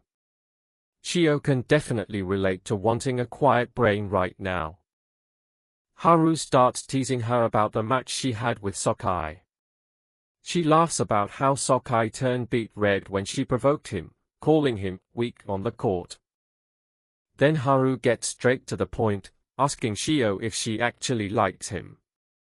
Shio is caught off guard, her face flushing as she tries to stutter out a denial. Haru doesn't let up, bragging about being the first girl to ever hold his hand or take a bath with him. She's laying claim to the firsts, making Shio's competitive streak flare up. Before things can get too serious, they turn their frustration into a race. Both girls start sprinting at full speed, refusing to let the other get ahead. They eventually collapse on the ground, gasping for air. Even though they are rivals, they end up laughing together, sharing the same exhaustion and the same complicated feelings. As they recover, they admit that their childhood friendship has definitely entered uncharted territory. Neither of them knows how to act normal anymore. Later that morning, Shio runs into Sakai outside his house. He's already sweaty from his own errands, and the sight of him brings all those awkward feelings rushing back. In a classic rom-com moment, Shio loses her balance and falls right into Sakai's arms. He catches her instinctively, but the physical closeness is almost too much to handle. Caught in the heat of the moment, they end up locked in another kiss. It's intense, personal, and definitely not just an accident at this time. Shio pulls away, her face a bright shade of crimson. She mumbles an apology about needing a shower and sprints off, leaving Sakai standing there like a statue. At breakfast, Sakai is a literal zombie. He's staring into space, his food falling right off his chopsticks while his brain loops the word kiss over and over again. Runako is watching him with a mix of concern and amusement, wondering why her big brother has suddenly lost the ability to eat. Sakai is convinced his life is now a rom-com plot. He heads to school, his heart pounding so hard he can hear it in his ears. He's terrified of seeing Shio, wondering if his face is giving everything away. But when Shio finally appears, she's acting like nothing happened. She's super cheerful, greeting everyone with a giant smile that leaves Sakai feeling completely baffled. Akari watches them with a suspicious eye as Shio quickly makes her exit. Sakai is left standing in the hallway, his brain screaming in confusion at her sudden change in attitude. Haru rolls up on her bike, surprising Runako and Akari with her usual high energy. She's oblivious to the heavy atmosphere, just looking to have some fun. Sakai is slumped on a bench later, looking like the weight of the world is on his shoulders. The girls are watching him, and Runako is busy looking up sudden kisses online. The girls corner him, demanding to know what's going on. Sakai tries to act tough, but he's clearly on edge as they start grilling him about his weird behavior. They start guessing who he kissed, and Sakai is doing a terrible job of playing it cool. When they suggest Haru or Akari, he panics and accidentally blurts out Shio's name. The revelation hits like a ton of bricks. The girls are stunned while Sakai realizes he just admitted the one thing he was supposed to keep secret. Haru and Runako immediately start firing off advice. Haru thinks he should just go with the momentum and kiss her back, while Runako is worried about the impurity. Runako asks him point blank if he likes Shio. Sakai is caught in the middle, his face red as he tries to figure out his feelings under their intense gaze. He flashes back to all his childhood memories, catching bugs with Shio and playing with Akari and Runiko. They've always been a package deal in his mind. He finally snaps, yelling that he can't imagine having a rom-com with his childhood friends. To him, they are just, well, they are them. Haru gets right in his face, warning him that his indecisiveness is going to lead to everyone rejecting him eventually. She's tired of him running away from the obvious. Later in class, Sokai is still sulking, and even the girls look disappointed in his stubborn refusal to face reality. The tension is making everyone miserable. The teacher calls for volunteers for the sports festival committee. Shio jumps at the chance, her hand shooting up before anyone else can even think. Before Sokai can even react, he's volunteered as well. He stands up, half protesting, half resigned to spending even more time alone with Shio. They end up in the equipment storage room to check the inventory. It's cramped, quiet, and exactly the kind of situation Sokai was trying to avoid. Sokai is sweating bullets, thinking this is the perfect time to ask her about the kiss. He's trying to psyche himself up, but his nerves are failing him. They have a super awkward conversation about even and odd numbers on the equipment list. Sokai is overanalyzing everything she says, looking for a hidden meaning. Shio is just as flustered, her face buried in the clipboard. She can't believe how nonchalant Sokai is acting while her heart is about to beat out of her chest. She's spiraling internally, wondering if he's mad at her for kissing him so suddenly or if he actually enjoyed it. The silence in the room is deafening. The next morning, Shio tries to keep up her act natural routine, but it's clearly taking a toll. Sokai is also trying to be cool, but failing miserably. Back in the storage room, they start moving the hurdles. Sokai calls out to her as they work, the physical labor providing a welcome distraction from the romantic tension. Shio watches Sokai from the corner of her eye, her mind racing with anticipation.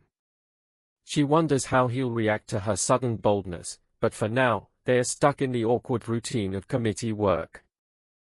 The physical strain of moving a giant gym mat only adds to the tension. Sokai finally snaps, telling her she has no idea how he's feeling right now, while Shio tries to stay focused despite her burning cheeks.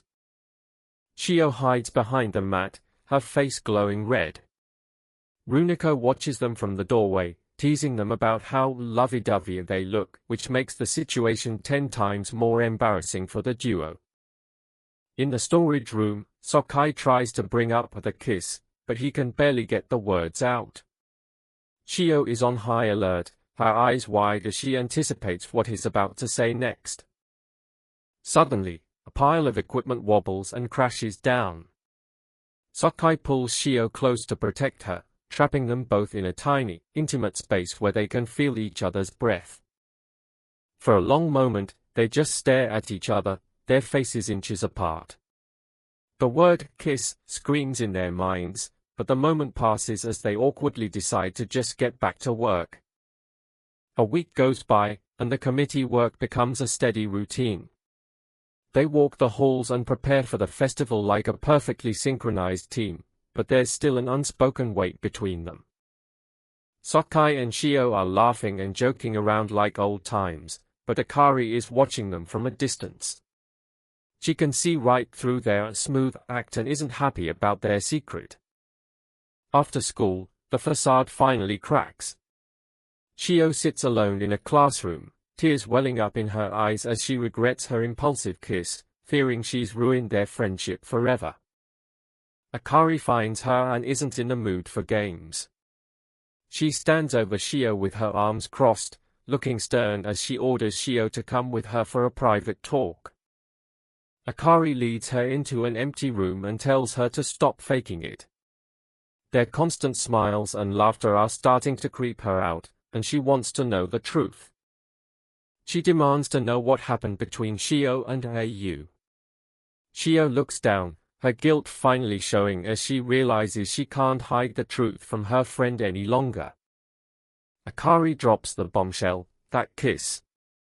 Chio is completely blindsided, her face going pale then bright red as she realizes her secret has been discovered. It turns out Akari was watching from the window the entire time.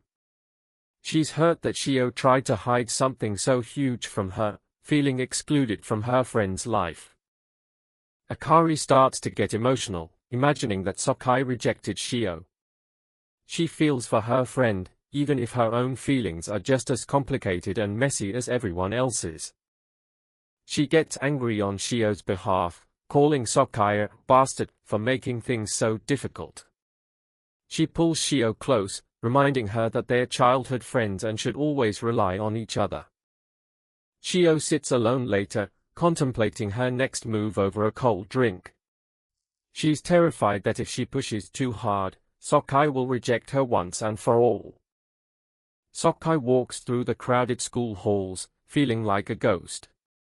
He's stuck in his own head, convinced that nothing will ever change and he'll always be the one left behind. Chio confides in Akari, admitting she's scared of the rift between her and Sakai. Akari listens, her expression softening as she sees how much her friend is truly hurting. Akari tries to cheer her up by reminding her of all the dumb things they've fought over in the past, broken toys, stolen pudding, and childhood tantrums. She declares that their bond is built on years of shared history and won't break easily. Chio starts to feel a glimmer of hope as Akari rallies her spirits. But then Akari slips up, accidentally saying, "I kissed him," instead of "you." Chio catches it immediately, leaving Akari stuttering as she tries to backpedal from her own secret. Meanwhile, Sakai is leaning against a fence, looking completely defeated. He can't even bring himself to look Chio in the eye, feeling like their connection is finally snapping. He tries calling her, his heart in his throat. On the other end, Chio is running through the school, panting heavily as she tries to find a private place to talk. As they're talking, a loud crash echoes through the phone. Chio trips and falls, the line goes dead, and Sakai is left in a state of absolute panic. Sakai sprints through the school, yelling her name. He finds her bags and phone on the floor, his mind jumping to the worst conclusions as he searches the empty halls. He runs into Haru, who's just arriving on her bike. He's frantic, begging her to tell him if she's seen Chio anywhere, his worry for her overriding everything else. Haru realizes the urgency and gives him her bike so he can cover more ground. As he speeds off, she watches him with a sad smile, realizing how much he truly cares for Chio. Sakai pedals like his life depends on it, his mind a whirlwind of memories. He thinks about all the times Chio supported him, and he knows he can't let her go. He's determined to find her and confess how much she means to him. He's done running away, he wants to face his feelings head-on, no matter the consequences. He searches the neighborhood, calling her name at every corner. The sun is setting, adding to the desperate atmosphere as he continues his frantic search. Finally, he spots her at a high window. She's safe, but she explains she dropped her phone and was trying to retrieve it, looking just as flustered as he is. In her haste to get down to him, Chio slips and falls. Sakai doesn't hesitate, rushing forward and catching her in a dramatic princess carry as they both hit the ground. They are both panting and covered in dust, their hearts racing from the adrenaline. The close proximity brings all those romantic feelings rushing back to the surface. Chio, blushing furiously, asks if they can just forget about the kiss and go back to being normal friends. She's too scared to risk losing what they have. Sakai looks down, his own face burning. He agrees, admitting that he also wants to go back to the way things were before the kiss ruined everything. They both share a genuine laugh, the tension finally breaking. They agree that childhood friends can't have a rom-com, finding comfort in the safety of their old roles. It's finally the day of the sports festival. Akari sits on the sidelines, looking at her friends with a mix of happiness and a lingering, secret desire for her own romantic moment. Chio is a star on the field, winning her race with a huge smile. She's thrilled that they're friends again and is determined to make this the best festival ever. After her victory, Chio runs over and clings to Sokai's arm, acting like her usual, energetic self. She brags about being first, and Sokai can't help but smile. Sokai has entered a kind of Zen mode, his expression blank but peaceful. He realizes that as long as they're together like this, he doesn't need a complicated rom-com plot. He pats Chio on the head, having reached a state of enlightenment. Even if their relationship is messy, their bond as childhood friends is stronger than any rom-com trope. Sokai is in a state of pure bliss, basking in the joy of youth and the beauty of nature. He credits his newfound peace to the presence of his precious childhood friends, feeling perfectly content for once. While Sokai is lost in his internal enlightenment, the girls are far from impressed. Chio and Akari look on with a mix of confusion and disgust, finding his smug, peaceful expression to be incredibly gross. Runako suggests taking a family photo to commemorate the moment, but Chio and Akari are too distracted by Sokai's weird behavior. They can't stand how relaxed he's acting, as it feels completely out of character for him. Sokai turns his serene attention toward Akari, gently fixing her headband and offering a soft compliment. The unexpected tenderness catches her off guard, sending her heart into a frantic thumping and making her blush furiously.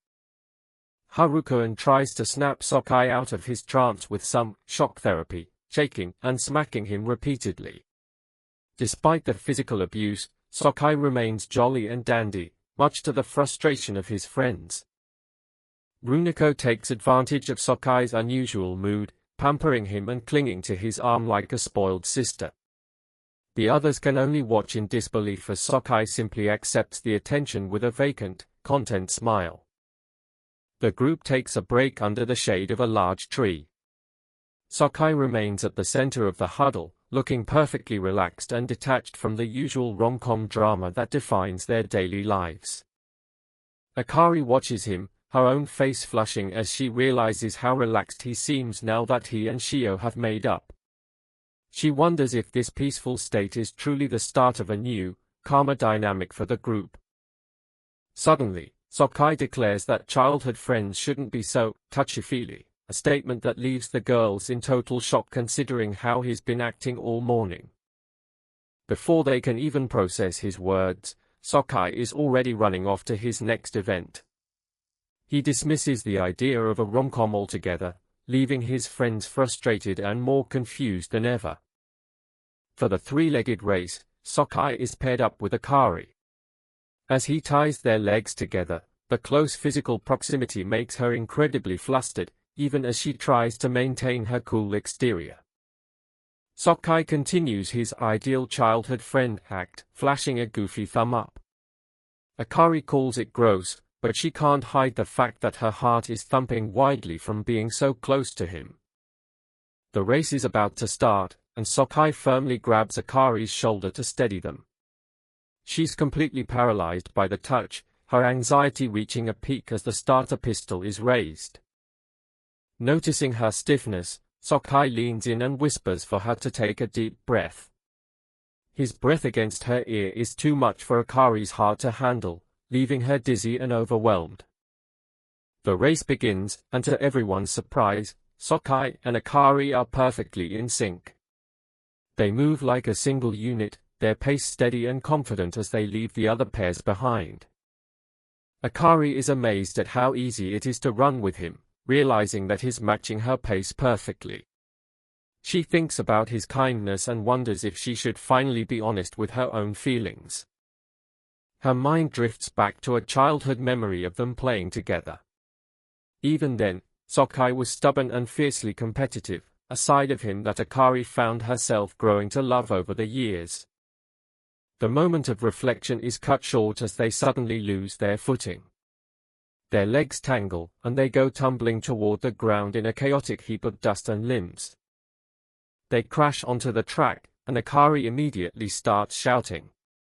She's frustrated that he was laughing instead of taking the race seriously, missing the cocky Sokai she knows and loves. She yells at him to stop being so nice and to go back to being the stubborn, competitive guy he's always been. Sokai is caught off guard by her sudden outburst of honesty. In the aftermath of the fall, they find themselves pinned against each other on the track. The world seems to stop for a second as they lock eyes in an unexpectedly intimate moment. A stray shoe flies through the air as the rest of the school watches their dramatic crash. Shio and the others look on with wide-eyed shock at the scene unfolding before them. Akari, her face burning with intensity, tells Sokai that she won't let him stay in his Zen mode forever. She wants the real him, the one who challenges her and makes her feel alive. The enlightened facade finally shatters as Sokai turns bright red, his heart thumping audibly in his chest. Akari challenges him to finish the race properly, and the old, flustered Sokai is finally back. The morning of the sports festival starts off with the usual cheerful greetings. Au is trying to act normal, but he's already losing the battle against his own imagination. A floating manifestation of his inner thought suddenly pops up to call him out. It starts flashing images of every close moment he's had with the girls recently. He tries to argue, but his own conscience isn't letting him off the hook for his dirty thoughts. Before he can recover, Runako blindsides him with a sudden hug from behind. She brought a homemade lunch to share, and the summer rolls look impressive. She doesn't just offer the food, she insists on feeding him herself right there in the open. Au is loving the attention, even if it's setting off his internal alarms. Runako gets right in his personal space to check if he's coming down with a fever. He blurts out a denial about being a pervert, but she just stares at him with a mysterious look. She admits that his pervy feelings for her actually make her pretty happy. He's left stunned while she just sits back with a satisfied, playful grin. The festival hits its final match, a scavenger hunt that's going to decide the whole day. Au is up for Team Red, looking more determined than ever to win. He draws his slip and freezes. It tells him to find someone you love to the moon and back. The girls realize what he boked Juok and start panicking immediately. Without hesitation, Au grabs Runako's hand and drags her toward the track. He's moving fast, leaving her completely flustered by the sudden physical contact. His inner self points out that cherishing someone and wanting them can exist at the same time. But he doesn't stop with one, he rounds up Shio, Akari, and Haru to join them. He charges toward the finish line with all four beauties in tow. He crosses first, leaving the judges and the crowd in absolute shock. When asked to confirm, he boldly claims they are all his precious childhood friends. They get the safe verdict, and Team Red secures the overall victory. Everyone is wiped out, and Au decides to just embrace his weird situation for a while. He's starting to accept that his inner horniness is just a part of who he is. Later that day, Shio blows off some steam at the batting cages, hitting balls like a pro. Haru is there too, feeling guilty about something that happened during the festival. Mid-swing, Shio asks him if he likes her, catching him completely off guard. He freezes, but she quickly laughs it off as a joke about the scavenger hunt slip. Haru steps up next, showing them both how to really put some power into a swing. Afterward, they stumble upon some old-school capsule machines that catch Haru's eye.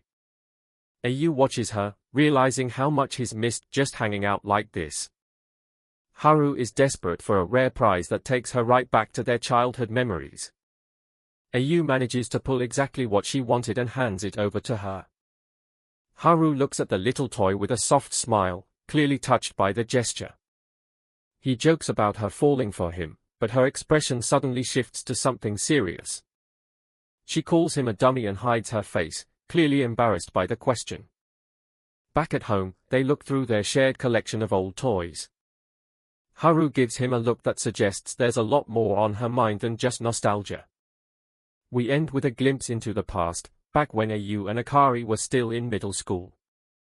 Akari's friends bring up the idea of a birthday party, but she thinks she's way too old for that kind of stuff. Her friends aren't letting it go, reminding her that they've done a joint party for her and AU every single year. AU's sister reveals the real shocker is the one who actually pushed for the party this time around. Families collide as Haru stops by to say hello and meet the parents during the big celebration. The joint Sweet 16 is in full swing, but the dads are already getting way too rowdy for their own good. AU and Akari sit awkwardly at the center of the chaos while the moms serve up a serious feast. The parents start pulling out embarrassing childhood photos, making the two of them cringe in front of everyone. Then comes the main event, a massive cake that looks more like a wedding centerpiece than a birthday treat. The two are completely mortified as their families start treating them like a brand new newlywed couple. Forced to blow out the candles together, they both just wish for the ground to swallow them up. After the party dies down, Akari takes a breather outside and looks over the blurry photos on her camera. AU joins her on the porch and suggests they take one decent photo together just to keep his mom happy. He leans in close to fit into the frame and gives her a quiet, genuine happy birthday wish. Akari is caught off guard by his sincerity and quietly wishes him a happy birthday in return. AU reflects on the awkward day as he heads home, feeling like it took way too long to finish. Fast forward to the festival wrap party, where Haru practically begs AU to come and join in. The karaoke room is packed with people, and AU feels like a total outsider in the middle of it all. Suddenly, a senior named Akami Momiji spots him and starts teasing him about his amazing performance earlier. She introduces herself and reveals she's actually the one who planted that scavenger hunt note. Momiji calls him a beast for timing his childhood friends and teases him about his growing harem. Across the room, a guy named Seiji is busy trying to charm Shio with some heavy smooth talk. Seiji is laying it on thick, complimenting Shio's figure and staying glued to her side. When he suggests they sing a duet, AU starts to feel a serious protective itch bubbling up. Shio agrees to try her best, looking like she's just happy to be included in all the fun. AU watches them, unable to shake the weird feeling of jealousy growing in his chest. He finally can't take it anymore and jumps in, declaring that Shio is his precious childhood friend. The room goes quiet for a second before his friends start laughing at how overprotective he is. Later on, Shio admits she was nervous about the party, but had a great time in the end. She looks a bit thoughtful, leaving AU wondering what's really going on inside her head. She tells him she loves being around people she can be herself with, giving him a warm smile.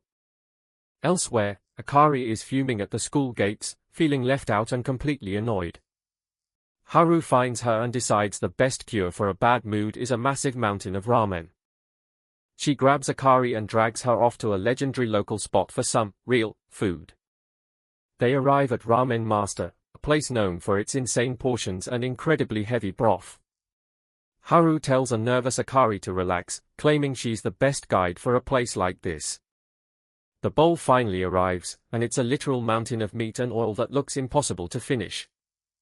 Haru dives in without hesitation, showing Akari exactly how a professional handles a slurp game. Akari takes a bite and is immediately transported to a world of pure oily bliss. Haru teases her, saying the real challenge begins once you hit that full belly point. By the time they step back outside, they are both stuffed to the brim and can barely walk. Haru offers a hand and a smile, checking in to see if Akari is feeling any better now. Despite the massive food coma, Akari admits that the crazy meal actually did the trick. Haru jokes that it's no wonder AU has fallen for Akari too, which instantly makes her face turn bright red. Akari looks away, clearly flustered, and begs Haru not to say anything to him. Back in the hallway, Haru teases Akari about her reaction, but Shio just thinks the whole situation is adorable. Inside the house, AU's family is in a state of chaotic preparation for a trip, leaving him to look on in total confusion. With the parents gone, AU's little sister, Tsukimi Runa, who he calls Runiko, points out that it's just the two of them now. AU tries to relax and read some manga, but Runiko is determined to be the perfect little sister and take care of him. She brings him a snack with a proud smile, but AU is starting to feel a bit overwhelmed by her sudden helpfulness. He heads to the bathroom to find Runiko already hard at work cleaning every single inch of the house. She's even tackling the toilet, declaring that she won't sit around freeloading while their parents are away. Runako insists on handling everything from the laundry to his homework, much to Ayu's growing embarrassment. She even mentions doing his underwear, which makes Ayu nearly jump out of his skin. To make it up to her, Ayu offers to cook her anything she wants, and she excitedly asks for omurice and hamburger steak. The cooking session turns into a total disaster, leaving Ayu face down on the kitchen floor in a puddle of food. Despite the mess, Runako encourages him to try again, insisting that she really wants to eat his cooking. Ayu gets back to it with renewed fire, determined to be the big brother she can actually rely on. He finally serves up a meal that looks surprisingly edible, even if he followed the recipe a bit too literally. Runako takes a bite and gives him her honest approval, making the whole chaotic morning worth the effort. She gives him a big squeeze of thanks, leaving Ayu wondering if she has a thing for good-for-nothing guys. Later, the whole group heads to a local bathhouse, though Haru has to practically drag a reluctant Akari inside. The girls are impressed by the size of the place, especially the massive mural of Mount Fuji on the wall. Haru and Shio get into a bit of a playful scuffle in the water, much to the amusement of the others. Haru is impressed by Shio's figure, even giving her a seal of approval, while Akari just watches with a deadpan expression. The conversation turns to Ayu, and Haru wonders aloud when each of them actually fell in love with him. Akari is the first to get flustered, denying that she'd ever fall for a horny monkey like him. Haru points out that Shio and Runako are also his precious childhood friends, which just makes the situation even more complicated. Despite the competition, Haru says she treasures all of them just as much as she might love Ayu. The girls share a laugh, realizing that falling for the same person has somehow brought them even closer together. Haru gets a sudden, stingy feeling in her chest whenever they talk about him, wondering what that actually means. They decide to try out the electric bath, but the sudden shock is a bit more than they bargained for. Haru heads out first, leaving the other girls to finish up their soak in peace. Outside, she finds Ayu reading a magazine about growing beards, and she can't help but burst out laughing. As they walk away from the bathhouse, Haru suddenly looks at Ayu and tells him she thinks she's in love with him. She starts laughing, saying it's just a joke, but the look in her eyes tells a completely different story. Ayu is left reeling from the sudden confession, while Haru just keeps walking like nothing happened. They run into the other girls outside, and Haru's casual attitude makes Ayu even more confused about her true feelings. They decide to hide for a moment, and Ayu notices that Haru's shampoo smells surprisingly good. Haru notices the back of his hair is still wet and reaches out to touch it, making Ayu's heart skip a beat. They stop by a vending machine for some ice cream, and Haru teases him about being so nervous around her. She offers him a bite of her ice cream, but Ayu is way too shy to take her up on the offer. Haru apologizes for saying something so weird earlier, but she looks him in the eye and asks if he remembers their fated day. She brings up a middle school basketball tournament where she lost a match and ended up getting injured. Haru reveals that she couldn't face him after the loss, which is why she stopped playing basketball and never really came back. Haru smiles warmly as she confesses that she fell in love with Ayu forever and ever, catching him completely off guard. Her mood shifts as she suddenly rejects him, stating that she simply cannot go out with him or reciprocate his feelings right now. While munching on an ice cream bar, Haru hits Ayu in the chest, reminding him that he needs to focus on track and field instead of romance. She gives him a playful punch on the arm, telling him to think hard about his childhood friend's love before walking away and leaving him confused. Somewhere else, Akari peeks around a corner, harboring a terrible secret that she believes her childhood friends are completely unaware of. She uses baby talk and treats to try and lure a grumpy black cat she calls Yo-chan, but the feline remains stubbornly unimpressed. Akari is startled by the sudden appearance of a tall student with long dark hair, named Akami Momiji, who jokes about the cat being a bear. Momiji recognizes Akari from school, leaving the blonde girl feeling mortified that her weird behavior was witnessed by an upperclassman. To Akari's shock, Momiji effortlessly calms the stray cat, showing off a natural skill for animal handling that Akari can only dream of. Akari immediately addresses her as senpai, and they bond over their shared interest in the cat Akari has been trying to befriend for months. Momiji reveals she named the cat Yo-chan because it reminds her of Sokai Yonosuke, which sends Akari into a flustered panic. Momiji begins to describe Ayu's soft touch in vivid detail, making Akari blush furiously while Ayu sneezes somewhere else. Ayu walks through the street, reflecting on Haru's weird behavior and a quote he read about how taming women is like taming cats. Back at the shrine, Momiji gets uncomfortably close to Akari, teaching her that taming a man requires a very specific, gentle approach. Ayu happens to see them and is horrified to find Momiji touching Akari while asking if he would like her better this way. The scene looks incredibly suggestive, like a yuri play between the two girls, and a hidden Ayu can't help but panic at what he's seeing. Akari is overjoyed when she finally gets to touch the cat, feeling a sense of triumph under Momiji's intense and somewhat predatory gaze. She snuggles the cat happily, but the moment ends with the cat hissing at a traumatized Ayu, who is left trying to process the whole situation. Yonosuke's down for the count with a 39.6 fever. He's coughing up a storm while Shio brings him something to drink, hoping he'll feel better soon. The girls are worried, but Yonosuke's still got enough energy to talk trash. They decide it's best to leave him alone to rest, figuring idiots like him don't stay sick for long anyway. Alone at last, Yonosuke starts getting all sentimental about his childhood friends.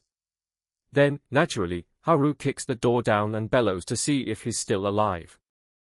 She's not taking any excuses, slamming his head back to check the thermometer. When she sees it's really 39.6, she gets serious and tells him to shut up and let her take care of him.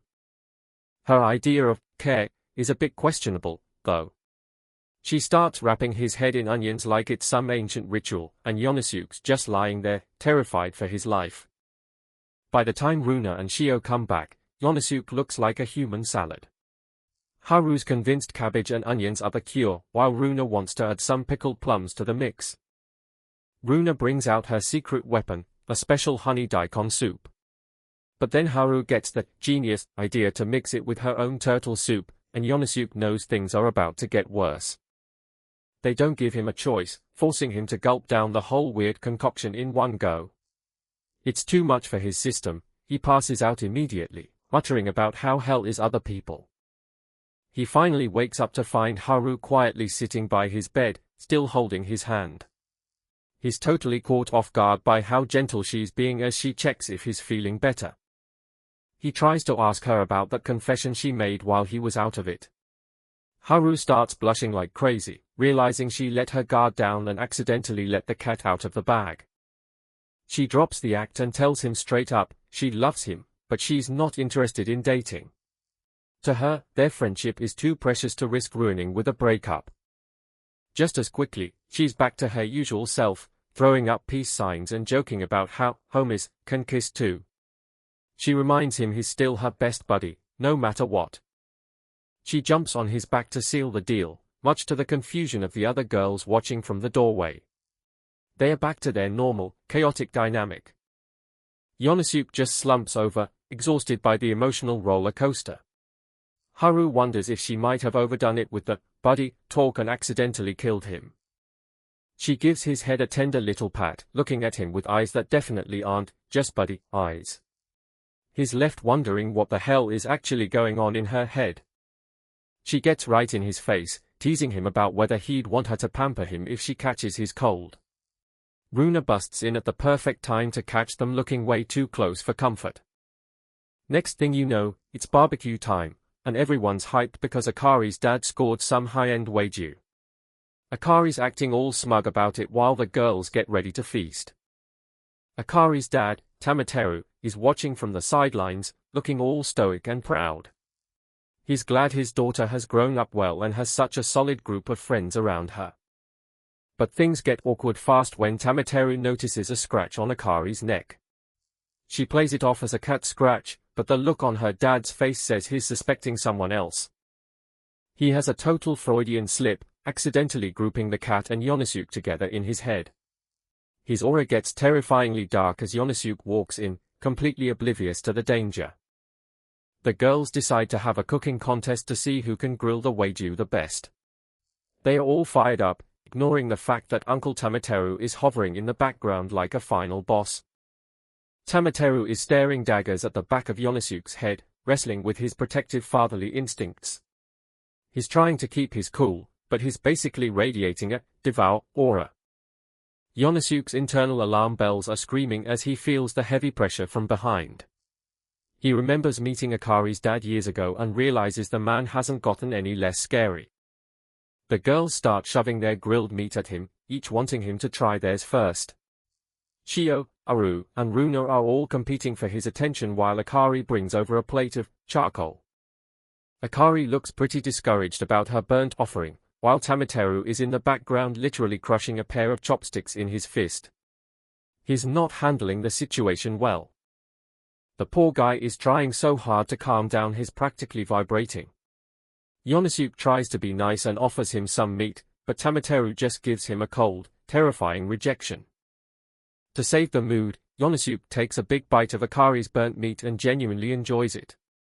He's got a surprisingly high tolerance for her cooking, which catches everyone by surprise. Akari asks him what he really thinks of her, her face turning bright red.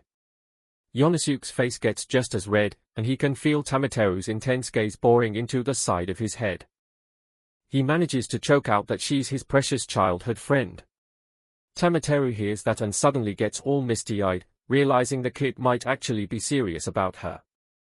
In a total 180, the dad grabs Yonosuke's hands and begs him to make his precious little girl happy. Yonosuke is just standing there, completely bewildered by the sudden change of heart. Akari is mortified, screaming at her dad to stop being so dramatic. Tamateru's already moved on to lecturing Yonosuke about keeping things pure until they are older. Yonosuke starts comparing the meat to each of the girls' personalities, soft like Shio, firm like Haru, melting like Runa, and addictive like Akari. It's a weirdly specific and risky comparison. Time for some basketball practice, but it looks more like a torture session. Haru is coaching Runa, and she's not being gentle about it at all. Haru's literally sitting on Runa's back, demanding she scream for victory. Yonosuke just stands there, wondering why their practice looks like a wrestling match. Haru's playing the part of the demon coach to the fullest, while Runa's practically begging for mercy. She wants her, Saint Haru, back, but this version is way more intense. Yonosuke tries to step in and help, but Runa's just not having any luck with her shots. Haru isn't impressed, telling Yonosuke he's just as bad at explaining things as she is at playing. Runa tries to dribble past him, but she's so small compared to him that she just ends up running into his chest. She complains that he's just too big to get around. She ends up clinging to him instead of playing defense, which gets Haru all steamed up. The practice is quickly devolving into a lot of blushing and zero actual basketball. Haru tries to explain the proper technique using weird sound effects like bam and bop, leaving everyone else completely confused. She's got a very unique teaching style. They keep at it until the sun goes down, and Runa eventually collapses from exhaustion. Yonosuke offers to stay and keep practicing with her, which takes both girls by surprise. He looks at her and remembers how frail she used to be back in the day. He knows how hard she's working to change that, and he's not about to let her give up now. Runa gets back on her feet, more determined than ever. She's pushing herself harder than anyone else, and seeing that fire in her eyes makes Yonosuke realize she's not that little girl anymore. Haru lines up her shot and sinks it with a perfect swish. She's showing Runa how it's done, telling her to just watch and learn the rhythm. She gives Runa some hands-on advice, explaining that the trick is all in the left hand. Runa's a bit overwhelmed but promises to give it her best shot. Runa takes a moment to concentrate, trying to figure out how to put her whole body into the movement. Haru and Yonosuke watch from the sideline, impressed by how quickly she's picking it up. After the practice session, Runa catches Yonosuke's eye and asks him to teach her again sometime. She's blushing hard, and it's clear she's not just talking about basketball. Practice paid off, because the girls are fired up and ready to show what they've got for the real game. Haru is basically vibrating with excitement as she cheers them on. Runa absolutely crushes it on the court, securing a win for Class 3. She's beaming as she thanks her, Oni-chan, and Wani-chan, for all the training help. Fast forward to December, and the Christmas spirit is everywhere. Shio is out for a walk, marveling at how fast the year has gone by while she admires the giant tree. She runs into Momiji, who's rocking a Santa suit for her part-time job at a cake shop. Momiji's charms are already working on the crowd, making Shio wonder if Yonosuke would be just as affected. Back at home, Yonosuke is staring down his calendar, dreading the upcoming holiday. He's jolted out of his thoughts by a weird rustling sound coming from behind his curtains. Shio Santa bursts out of the shadows, full of Christmas cheer and wearing an outfit that's way too small for her. She's a good 3 weeks early, but she doesn't seem to care one bit. She's immediately all over him, but Yonosuke's more worried about where she even got the costume. She admits she borrowed it from Momiji, even though it's clearly a few sizes too tight. Shio's playing the part to the fullest, and Yonosuke can feel his resolve slipping. He knows this situation is going south fast, but he's too flustered to actually push her away. He suddenly realizes she's missing a very important piece of undergarment under that suit. He tries to convince himself he's just overthinking things, but his brain is already in meltdown mode. Shio's not making it any easier, leaning in and asking if he likes Santa. Yonosuke's practically vibrating with stress, trying to look anywhere but at her. She starts doing a little spin to show off the outfit, and a button pops right off from the strain. Yonosuke screaming for her to stop before the whole thing falls apart. Another button gives way, and Shio just looks at him with those big eyes, promising to fulfill his every desire. Yonosuke is officially at his limit. She gets even closer, whispering for him to just let his real feelings out. He's about to lose it, shouting that he just can't handle this level of pressure. Right at the peak of the chaos, Runa slams the door open to see what all the yelling is about. She's greeted by the sight of her Oni-chan and a very exposed Shio. Yonosuke is face down on the floor, trying to shield his eyes as Shio scrambles to pull her outfit back together. It's a total disaster area in there. Runa isn't buying any of their excuses, screaming at them for being total perverts. Shio's desperately trying to explain it was just a misunderstanding, but the damage is done. Meanwhile at school, Akari is feeling the holiday blues as all her friends brag about their Christmas Eve plans with their boyfriends. She's the only one left without a date. She's wallowing in her loneliness when Yonosuke suddenly appears and asks if she's free on the 24th. Her heart skips a beat as she tries to process what he just said. He asks if she has any plans, and for a second, time just stops for her. She manages to stutter out that she is free, her face turning a deep shade of crimson. Her friends are even more excited than she is, huddling around her and squealing about her big Christmas date with Sokai. Akari's just standing there, trying not to pass out. Later, Akari's sitting on a park bench with Momiji, who's convinced that Yonosuke finally manned up and made a move. She's already imagining them as the perfect couple. Akari's brain goes into overdrive, picturing Yonosuke as her own personal Santa in some high-end restaurant. Momiji's just watching her, wondering when the actual confession happens. They start getting into the nitty-gritty of what happens after the dinner, and Momiji drops the S word without any hesitation. Akari's brain just completely stalls out. She's having a full-on existential crisis, her imagination taking her to places she's definitely not ready for. The mere thought of it has her seeing stars. Yonosuke finally shows up, and Akari's so worked up she's practically begging for someone to put her out of her misery. She's terrified of what he's about to say. He drops a bombshell, announcing that he actually wants to spend Christmas with all of his childhood friends together. The date is now a group outing. Momiji stays behind on the bench with him, asking why he'd go through the trouble of inviting everyone. She's curious about what's really going on in his head. He explains that they are all like family to him and he just wanted to say thanks for a great year. Momiji realizes she's dealing with a different kind of dents here. Akari's been eavesdropping from the bushes the whole time, looking surprisingly touched by his answer. She's not even mad about the group date anymore. She jumps out to surprise him, teasing him about just being afraid of being alone on Christmas. Yonosuke's just relieved that everyone's actually on board with the plan. Momiji watches them head off, thinking about how much of a handful these childhood friends really are. She can't help but smile at the chaotic love square she's witnessing. She finds the whole sex drama she stirred up pretty funny in hindsight. She's totally fine with being the one to stir the pot if it means things stay interesting. Christmas Eve finally rolls around, and the whole gang hits up the amusement park. They are all fired up and ready to tackle every ride in the place. Yonosuke's wearing reindeer antlers and some flashy sunglasses, looking way more into this than anyone expected. He's officially the captain of the Christmas party. He's leading the charge with a, "Sir, yes, sir," getting everyone hyped up for the rides.